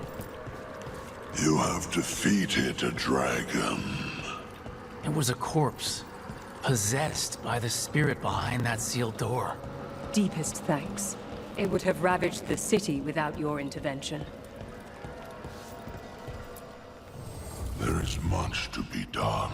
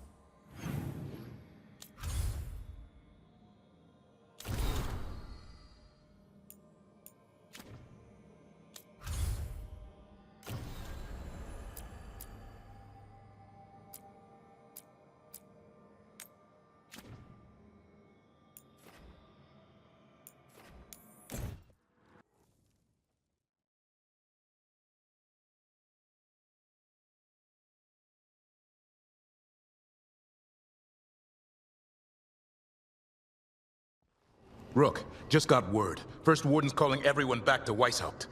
Everyone except me, seems like. Guess the First Warden didn't like me joining your team. Calling Wardens back from all over Thetis is a big step. Did he give any reason why? Not exactly, but I've heard rumors of a massive Darkspawn horde on the move. Even hearing there's an Archdemon with them. We need to warn the Wardens. Let them know what's coming. Agreed. Rook, if the gods have an Archdemon, Warden lore says Archdemons only show up during a blight. Doesn't say anything about elven gods. Seems like the rules have changed, and we're going in blind. We need to know what we're up against. I'll talk to Solus. See if he knows anything about any of this. Make sure the others are ready to move.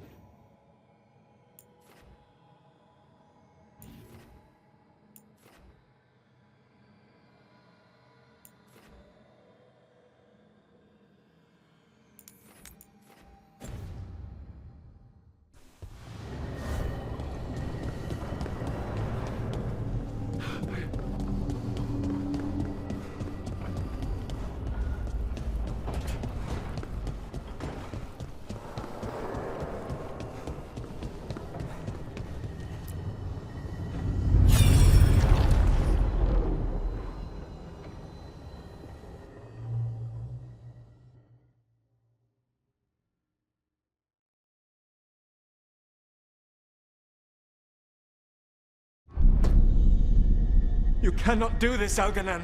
You swore that we would give up our commands when this horrific war was over. Our people need our leadership. If you're unwilling, leave.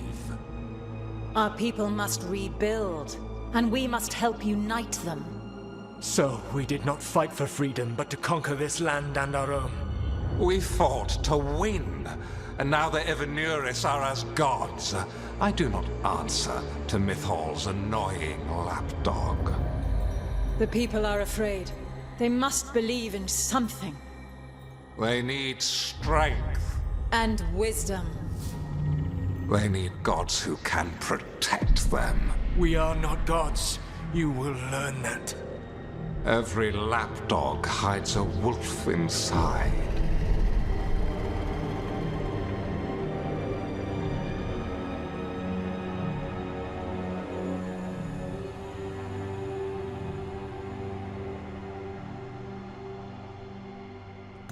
That was strange. They were speaking Elven, but I understood it. I believe we have experienced a memory in each of our native languages. Not just any memory. One of the Dread Wolves. And the mages who declared themselves my gods. Well, mine and Davrin's.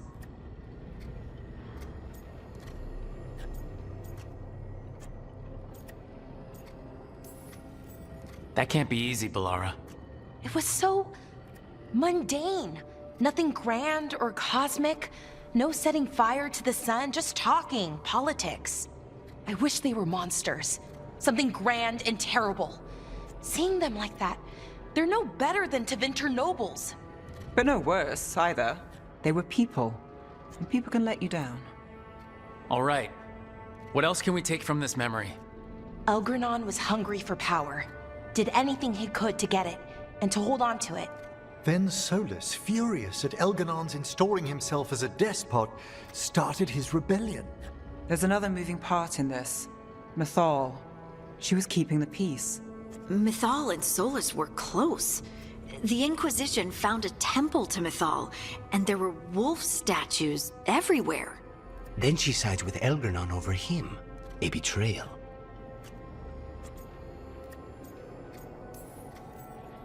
It sounded like Solus was loyal to Mythal. What did Elgranon call him? Mythal's lapdog? And then she grabs power alongside Elgranon instead of standing for her principles. I'd be angry too. Angry enough to start a rebellion? That's not how he'd see it. He didn't destroy the world. Elgranon did. Solus did what he considered necessary to stop him. Solus would try to justify what he did, but he'd also blame himself for what happened. Perhaps these murals aren't simply memories. They're what Solus wishes to forget. His regrets. That means they're a way to learn his weak points. Why are we worried about Solus? He's trapped. Right. But the Dread Wolf was the god of trickery. He's looking for a way out. Bet on it. Meanwhile, keep your eyes open in the crossroads. If there's a way to restore the rest of these murals, Solus would have kept it in his hideaway. It'd be nice to get inside his head for a change.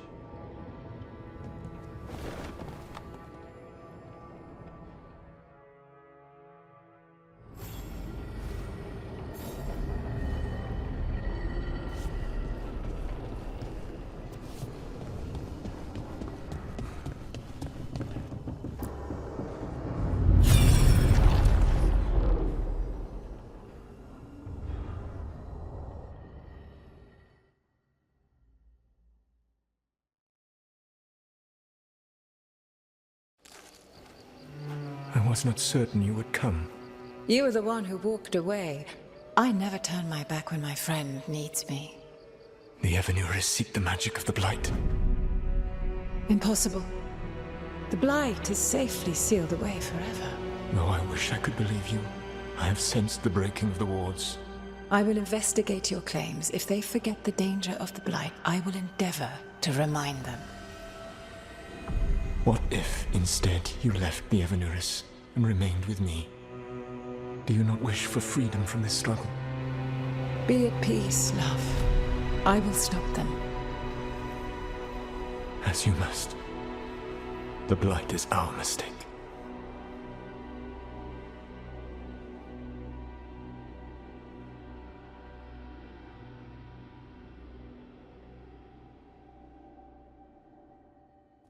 Did Mythal call Solus love in that memory? That's what it sounded like. So they were doing it. The elven gods were free with their emotions. They felt things deeply. The way they express things, well, it feels romantic to us, but that wasn't really how it was. Back then, I mean. Nah, they were doing it.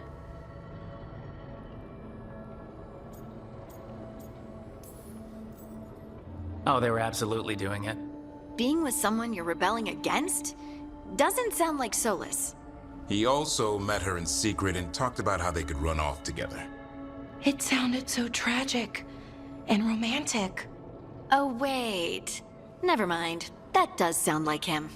So the Dread Wolf goes to Mythal. They might be fighting, but they have history. And he warns her about the other gods using the Blight. That's more important than his rebellion. It's like kingdoms coming together when an archdemon rises. Mythal didn't think it was possible. She said the Blight was sealed away. There's an old legend about it. Davrin, the one with Andrul's armor. Not sure it matters.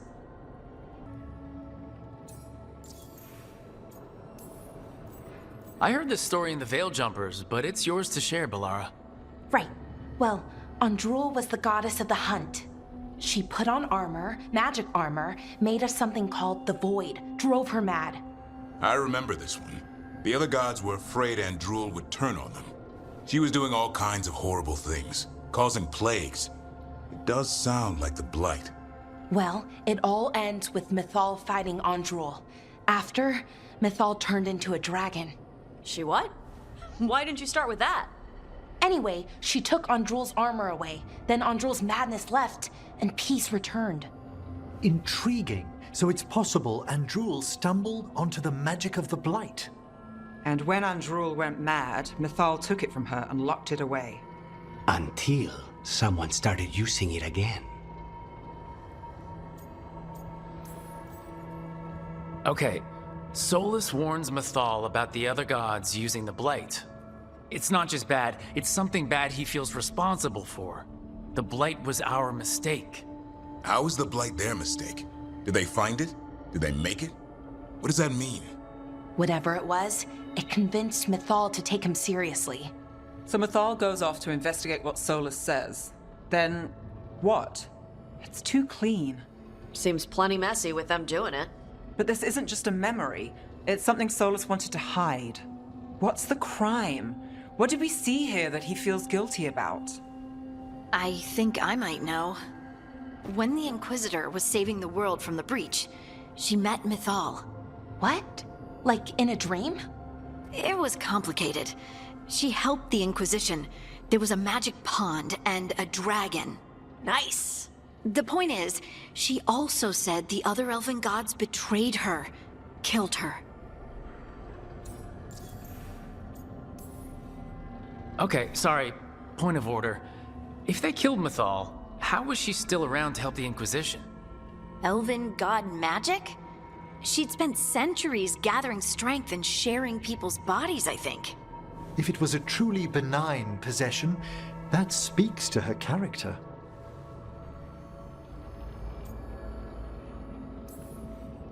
Solus goes to Mythal, the one semi-reasonable elven god, for help, and the other gods kill her for it.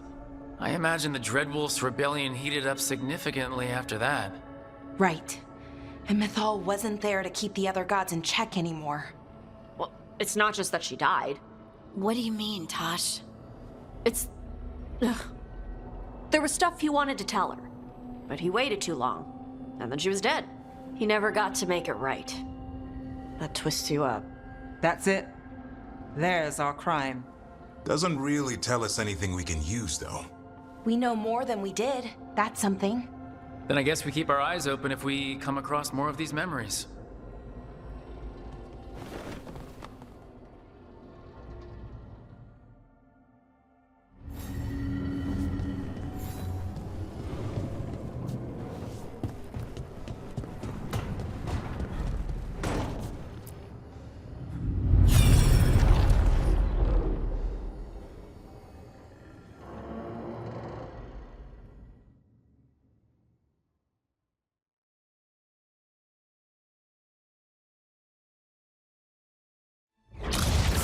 You dare to try to cage us, jealous of our growing power! You will pay the final price for this betrayal. We warned you not to use the Blight. For this, and for Mythal, I sentence you to sleep in exile ever after. Your own lives will form the veil that keeps the horror you unleashed at bay.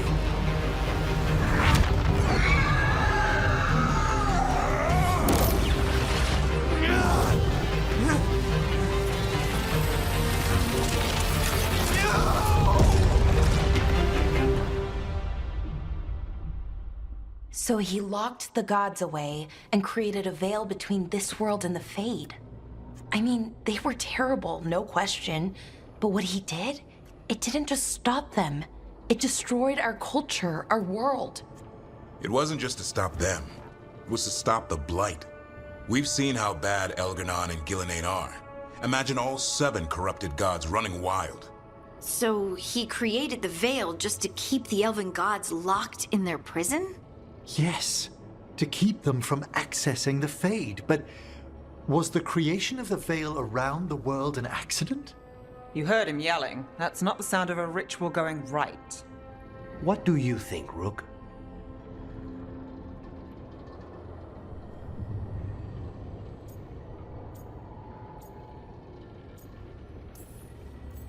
Honestly, looking at this memory, I think I'm with Solus here. Even as he destroyed my people's world? Locked away who we were? Solus was up against 7 blighted gods. They were gonna destroy that world themselves. And it's clear he wishes he'd done it differently. That's why he's ashamed of this memory. I had another question, and I'm sorry, maybe this doesn't matter, but Solus trapped the blighted gods in an ancient elven building, right? That's what it looks like. Maybe a palace?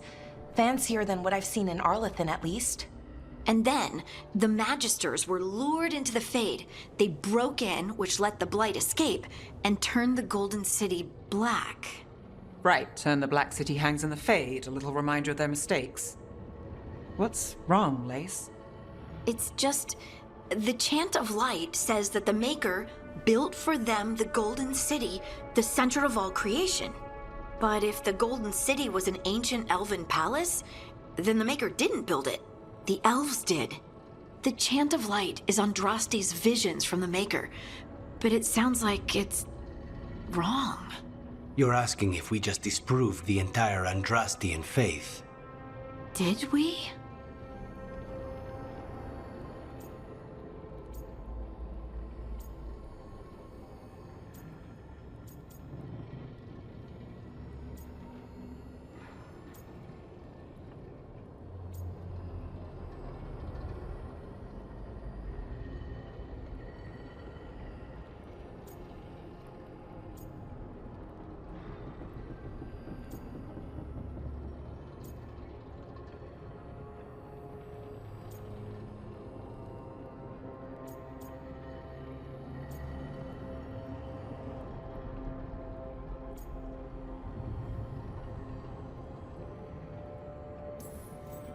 The Maker was never my faith, Lace.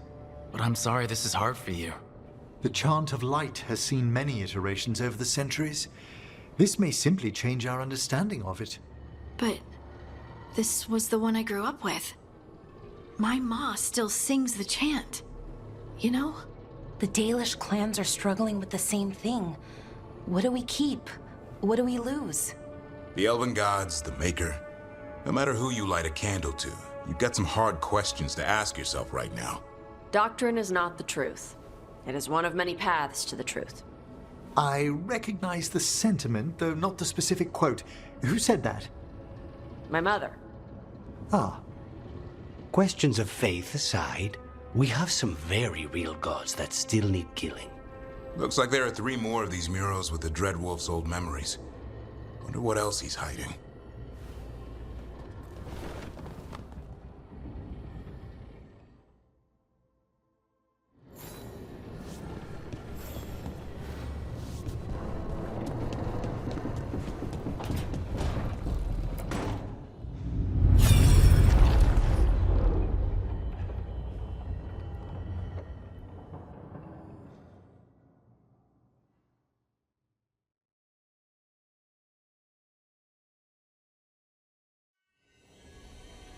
You have so long observed the world.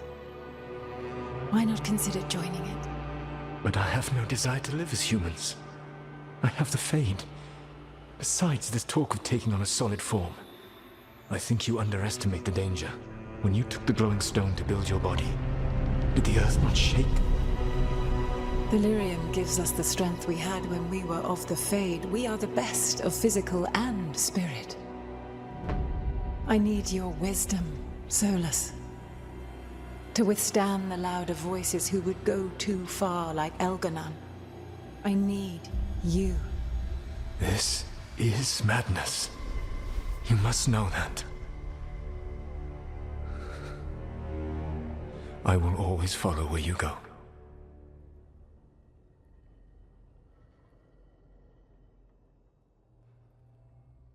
What?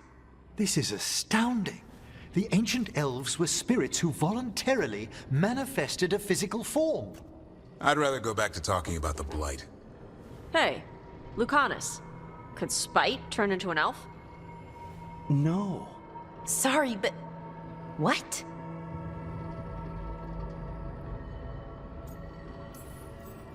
This puts all of elven history in a new light. Not to mention what we think about spirits. I mean, some magic works differently for elves. If we came from spirits, that'd explain it. The knowledge that an entire people were formed from a mass manifestation could change our entire understanding of magic. If we let it out, is that the right call? Do you want bigoted humans yelling about how elves are demons? Davrin's got a point. World's not short on small-minded humans. If the world learned about this, and it led to attacks against elves... Elves have enough trouble as it is down in Ferelden. We have to tell someone, though. Strife and Irulan, at least. If I told Thea and Viago, they'd think I was sampling Viago's poison collection. No one will believe us. Okay. We keep this to people we trust who have good reason to know. No shouting it from the rooftops. Agreed. The Morn Watch has a great deal of experience keeping dangerous secrets. So, beyond the world-shaking stuff, what else did we learn here? Solus himself was a spirit. What kind do you think he was? Well, his name is Elven for pride. Oh, okay. There's something else. Not about spirits, or not all about them at least. Solus didn't want to become a person with a physical body. Right. He only agreed after Mythal begged him. Then that's his regret. He wishes he'd never taken physical form. Maybe, but not just that. Solus was scared. They built their bodies out of lyrium, and it made the ground shake.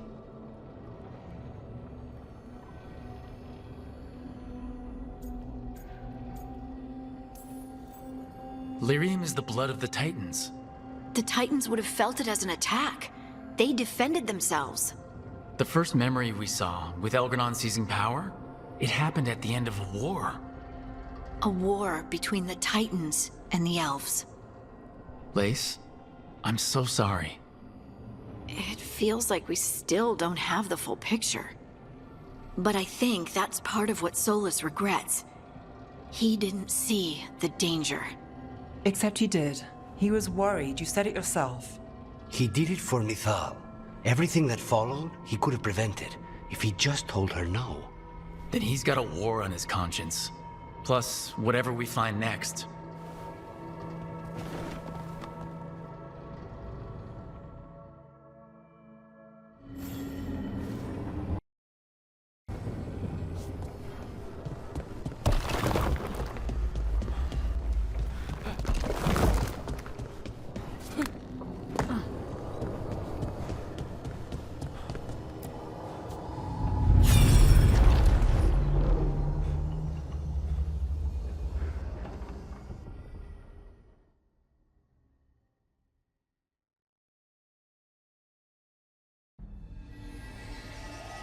Have you created what we need? With this, the proper ritual will sunder every Titan from its spirit. But you must know those severed dreams will certainly be driven mad. A disembodied blight of pain and anger. It is awful what we're doing. And the only way to end this war.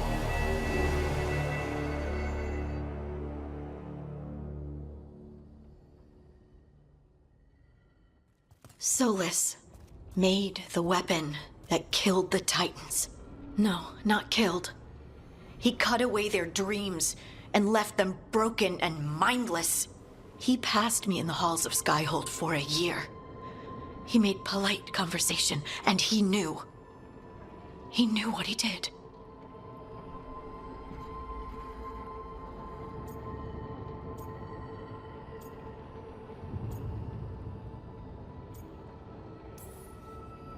No mystery why he wants to forget this. As a mage, and apparently a scholar, Solus doubtless regrets destroying the minds of the Titans. No, it's worse than that. That isn't what Solus regrets. Those severed dreams will be driven mad. A disembodied blight of pain and anger. Mierda. You can't. That's not possible. When a warden hears the calling, it's like a song in their mind. Sound familiar to you, Lace? The song of Lyrium. Of the Titans. We think of the Blight as this monstrous force with no mercy, no compassion. Evil incarnate. Instead, it's a caged animal, mistreated and imprisoned for centuries, until all it knows is fear.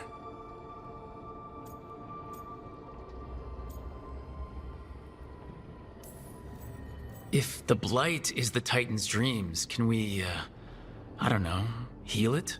Bring it back from all that anger? I'm afraid I have no idea. In theory, it would be possible to restore dreams to the Titans. You can't set it free before it's healed. You'd have blighted Titans laying waste to the entire world. The Titans are a problem for later. We have Elgarnon and Gillanane to deal with now. And then I want Solus to look me in the eye and answer for what he did. Each of these memories has been a deeper regret, and almost all of them involve Mythal. Only one mural left to uncover by my count. If we find it, we'll see what's worse than this.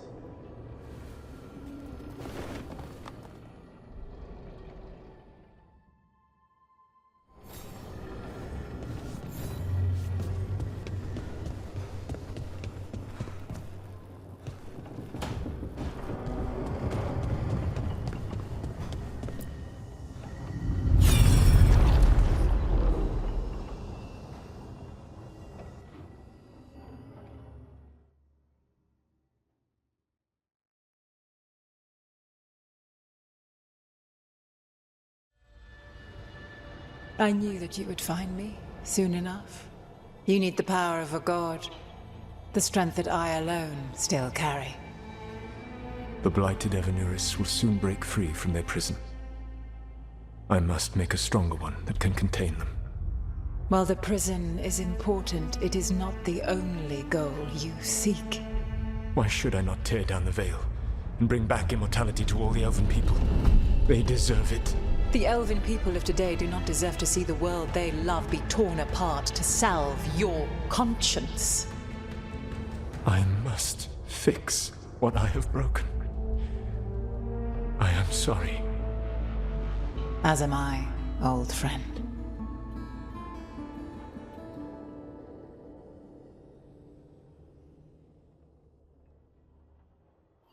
Solus killed Mythal? After all that? Is this another memory from a different time? No. He wore that same outfit in the Inquisition. We knew Solus woke up in this world without most of his power.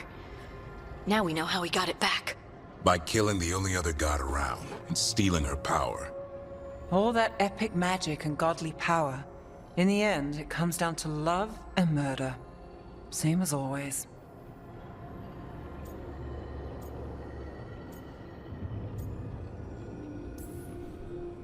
Every big mistake Solus made is tied to Mythal. He sacrificed his life as a spirit to join her. He sacrificed his morals when he created the dagger to stop the Titans. When the other gods struck her down, he destroyed the Elven Empire to avenge her. Then he wakes up in this world, where everything's gone but his mistakes. And there she is, alive. And after all he's done, she sides against him again. All these mistakes are his fault, and hers too. If she won't help him fix the world, of course he has to kill her. So, how does everything we know help us now? He's being honest about fighting the Blight. Whatever happens, he won't risk letting it back out into the world. Agreed. But he has a plan to escape that prison, and not one we'll like. He turned on Mithal, the one person he was actually loyal to. There's no way he won't turn on us. He's a spirit, or was once. He might be able to possess someone, affect minds, all the things spirits do. He created the Veil. His very nature is tied to it. That will be a source of strength, but also a potential weakness. Mithal has him all messed up. Anything about her or Elgarnon is gonna make him angry. Sloppy. Solus thinks he knows what's best for everyone. Anything he does, he'll do while telling himself he's the hero.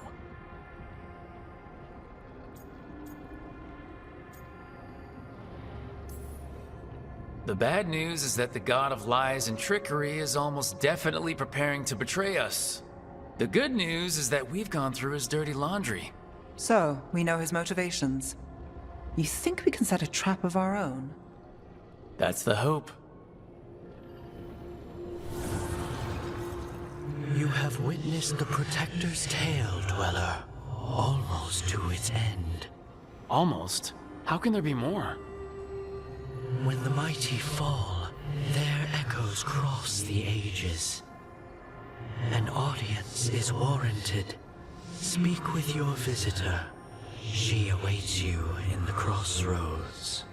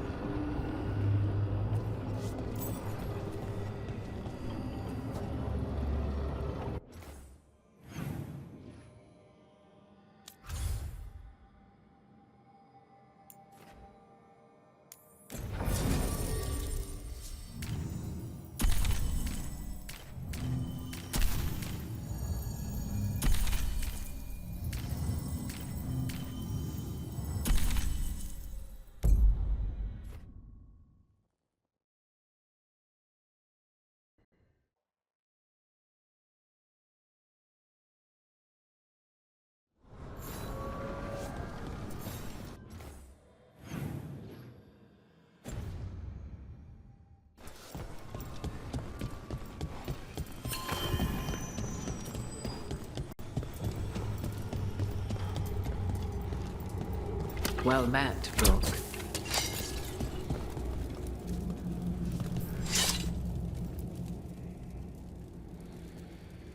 How did you get here? I did tell you I had my ways through Illuvians when I introduced you to the Inquisitor, did I not?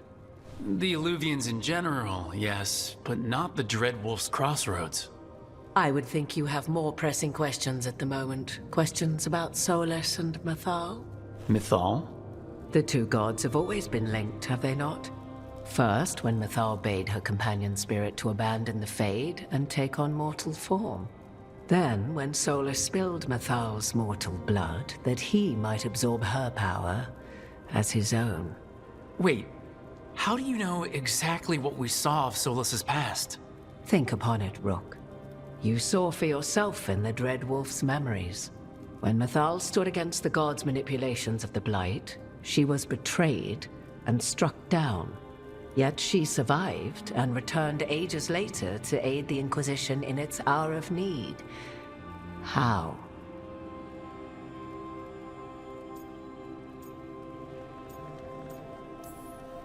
So, if Mithal was originally a spirit, maybe that's how she survived her body's death. Very good. Mithal was a spirit turned elven. And when her body was struck down, to spirit, she returned. Her essence sheltered in a willing mortal vessel.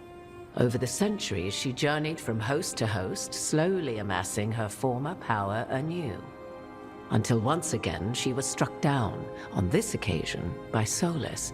He absorbed her power, but not her memories. Then where did they... Wait. You? As you say.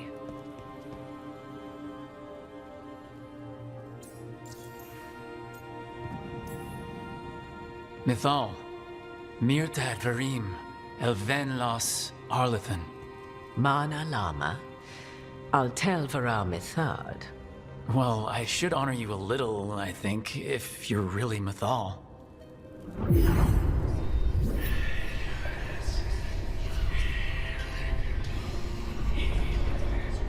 What?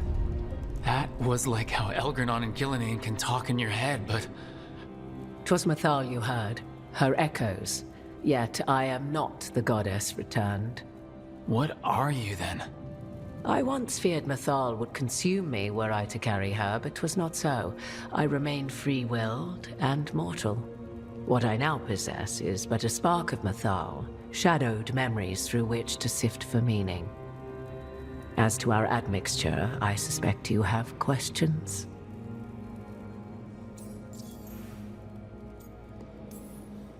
You would have met Solus in the Inquisition, right? I did indeed. 'Twas before I possessed Mythal's memories. At the time, I thought Solus a scowling elven apostate whose sole passion was finding arguments. He heard me, in all my ignorance, expound on the histories of the elven people, explaining legends he had witnessed himself. Bet he loved that. 'Tis not a memory that brings me pride.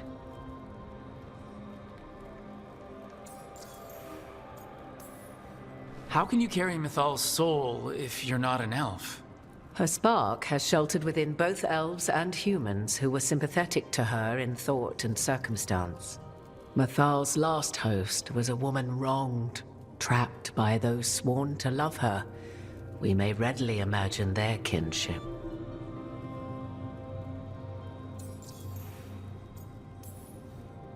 Do you have information we can use against Gillenane or Elgarnon? Or Solus? The last time Mythal faced Elgarnon and Gillenane, she was struck down by the very dagger you now carry. What about Solus? You may recall he murdered Mythal's former host to claim her godly might as his own. I hoard no untapped magical secrets, Rook. What I do possess, I share freely with you and the Veil Jumpers. All right. So, there's the soul of an elven god inside you. How does that even happen? Mythal's last host was my mother, Flemeth. Oh. When I learned she intended me to become the next receptacle of an ancient god's soul, I feared naught would be left of my own. It inevitably came to pass on a deep night. I was awakened by the presence of a blaze of magic in the shape of a woman who both was and was not my mother. Wow, you woke up to a god floating over you? 'Twas a state between dream and wakefulness where strange things may happen to the spirit. Mythal's memories were both gift and burden, this blazing woman told me, but I must accept them of my own accord. The decision was paralyzing. What would it mean to become such a host? What would be lost if I refused? In the end, 'twas something in my mother's voice which guided me. What was that? Regret. Not the regret of a god, but of a mother who knew she would never see me again. And so, my mind remains my own. What I gained was knowledge, both Mythal's and of those who bore her. You didn't come out here just to tell me you're Mythal. I am not Mythal in her entirety, but yes, the Dreadwolf has occasion to visit you in dreams, where he portions out advice. And now, after finding his memories, you have peered into his deepest sorrows. Tell me then, what do you make of Solus? I should ask you. Mythal knew Solus better than anyone. I would influence your answer. Or do you mean to discover if I would stand directly against the Dread Wolf were there a need? Would you? I shall aid you in any way but that, even had I the power. What has passed between Solus and Mythal, I beg you, do not ask this of me again.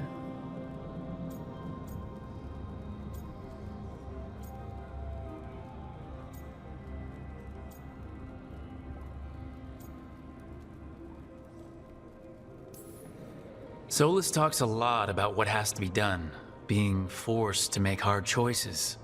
But it's like he's trying to talk himself into it. I think, deep down, he doesn't entirely believe what he's saying. 'Tis exactly like the old wolf to tie himself into the most intricate knots. 'Tis not malice which made Solus your opponent, but conviction, a belief that only he may halt what he set in motion.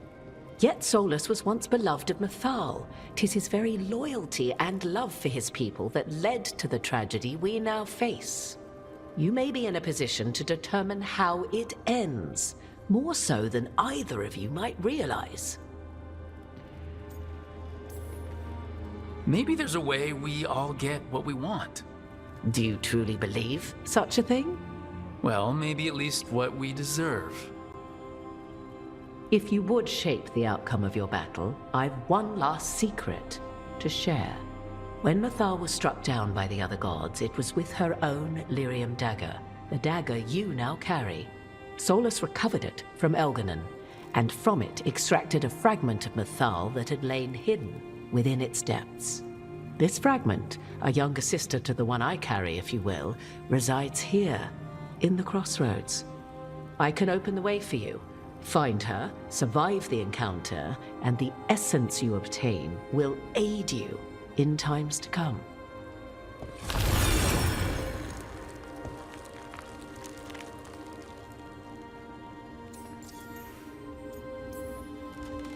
Another fragment of Mythal? In addition to the one inside you? You are aware of what the word fragment means, are you not? One small piece of many, formed when something greater is broken. The first elves were spirits, as you well know, and when a spirit is broken, it may shatter into pieces, each holding part of the original. Among the ancient elves who became known as gods, Dirthaman and his brother, Falondine, are but one example. You make it sound like this piece of Mythal is going to attack me.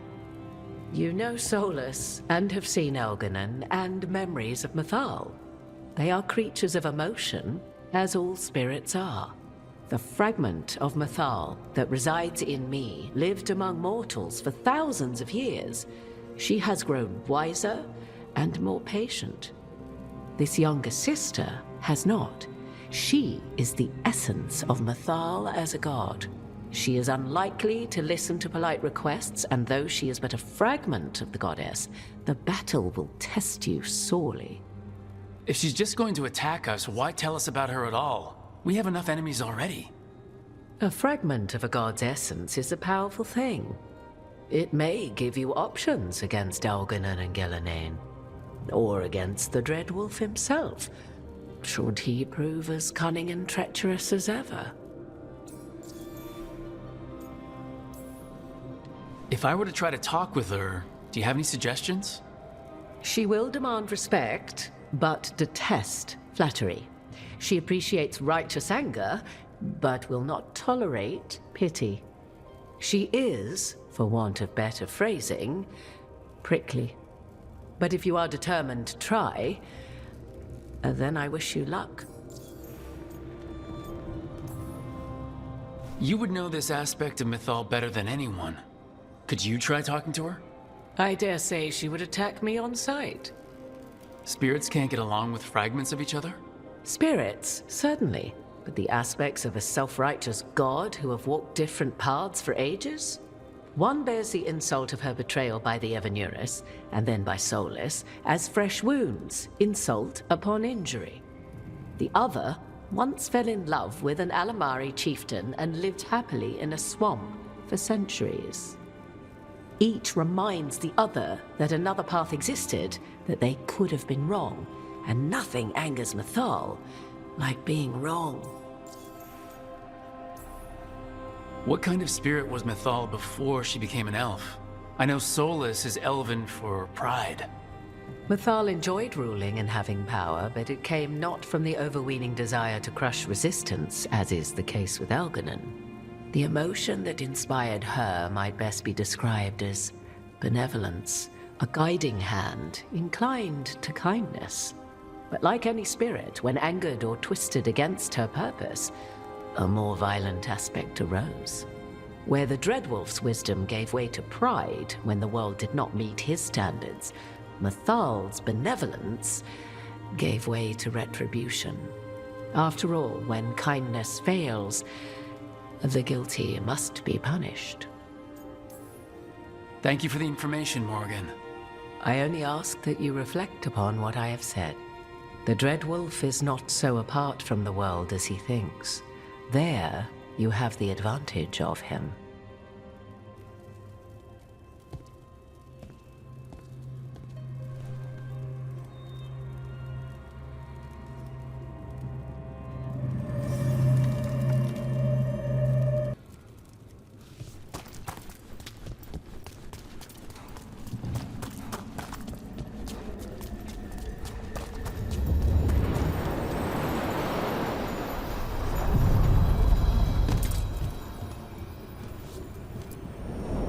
A god's fragment, sharper than the whole.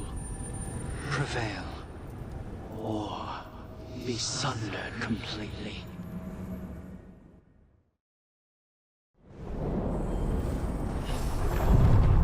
We're getting close to where Morgan said that other fragment of Mythal was.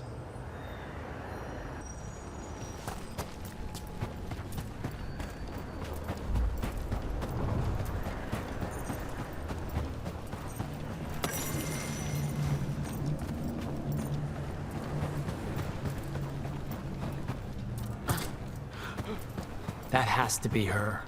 Mythal herself. There's so much we could learn if... Do you think she might talk to us instead of attacking? Guess we'll find out. You are Rook. I have seen you and your companions. We made ourselves bodies to be like humans, but I never expected to see humans scurrying about in the Dread Wolf's crossroads. And you know who I am? Mythal. The part of me that survived betrayal by the rest of the Evenuris, if this can be called surviving. Solas. He drew me from the dagger that struck me down, but what is left of me can only survive here. I cannot return to the world, and even the true Fade is denied me. All I can do is watch. Why are you here? To beg me to give up what remains of myself to help you defeat the monsters Elganan and Gillenane have become? Or do you simply think yourself ready to fight a god? I came here to ask for your help. The gods have endangered the world and... You dare explain to me what they are doing? You are 1,000 years from knowing the proper words. We saw Solas's memories, his regrets. You saw the recollection he cultivated like a tree twisting to catch the sun. You wish for my help? Convince me. Make your case, and I will yield my essence willingly to help you against Elganan and Gillenane. Fail, and I shall kill you for wasting my time, or you will kill me and obtain my essence in doing so. A harder-edged, simpler version. It has been centuries since a petitioner stood before me, so why should I help you?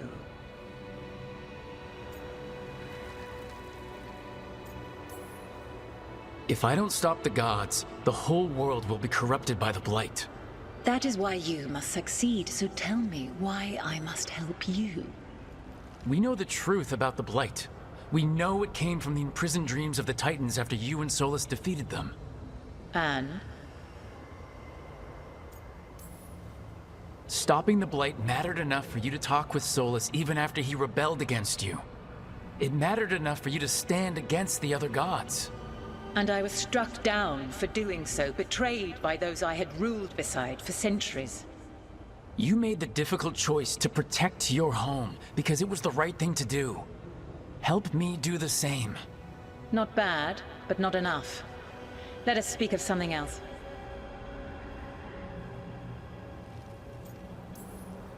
You can't want Elganon and Gillenane to rule the world. Not after what they did to you. I ruled alongside them for centuries. I bear them no love now, and they were ever flawed, as all rulers are. Yet the world needs rulers. So set the Blight aside and tell me why I should help you topple them.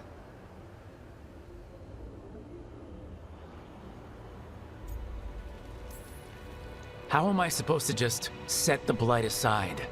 By making an argument not related to it as I asked you to. The blight is a core part of who they are. And I don't think you're in favor of it. If you wish to prove your worth, you must do better than that.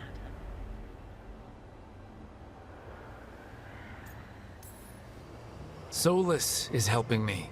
Solus is using you. Besides, why should I esteem the Dreadwolf's approbation? He rebelled against me. But the two of you stayed close. Until he killed the tattered fragment of me who hid inside the human swamp witch and wept. He keeps me here, yet has not visited since waking from his slumber. Tell me this. What should I have done when Solus turned against me after all we had been to one another?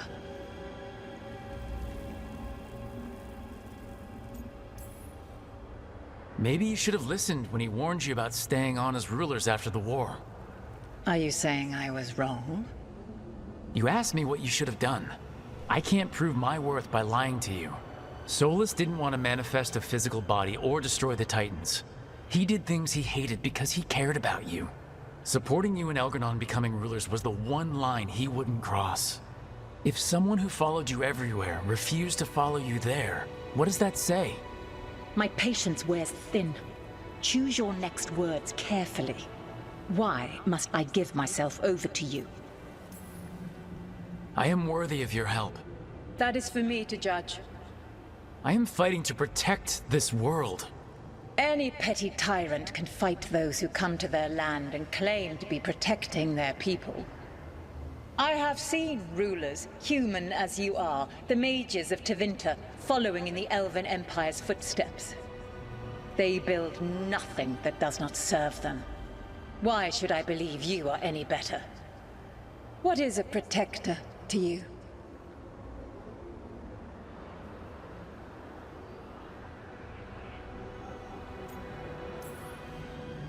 It's making a place that's safe for everyone. That means defending against danger.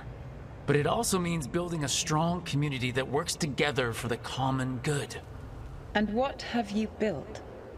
Look at my team. We're not just hired blades.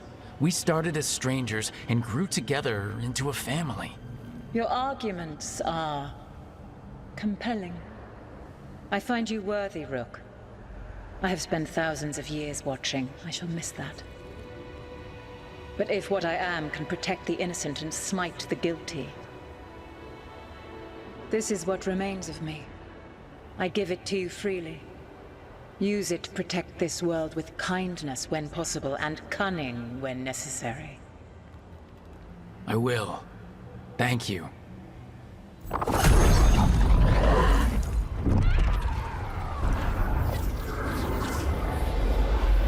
The essence of a god.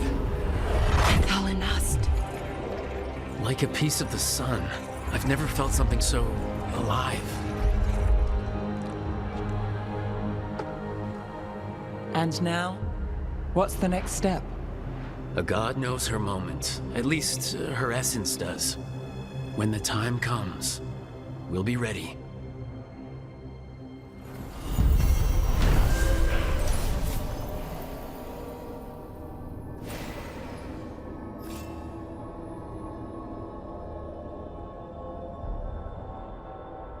We did it. We got Mythal's essence.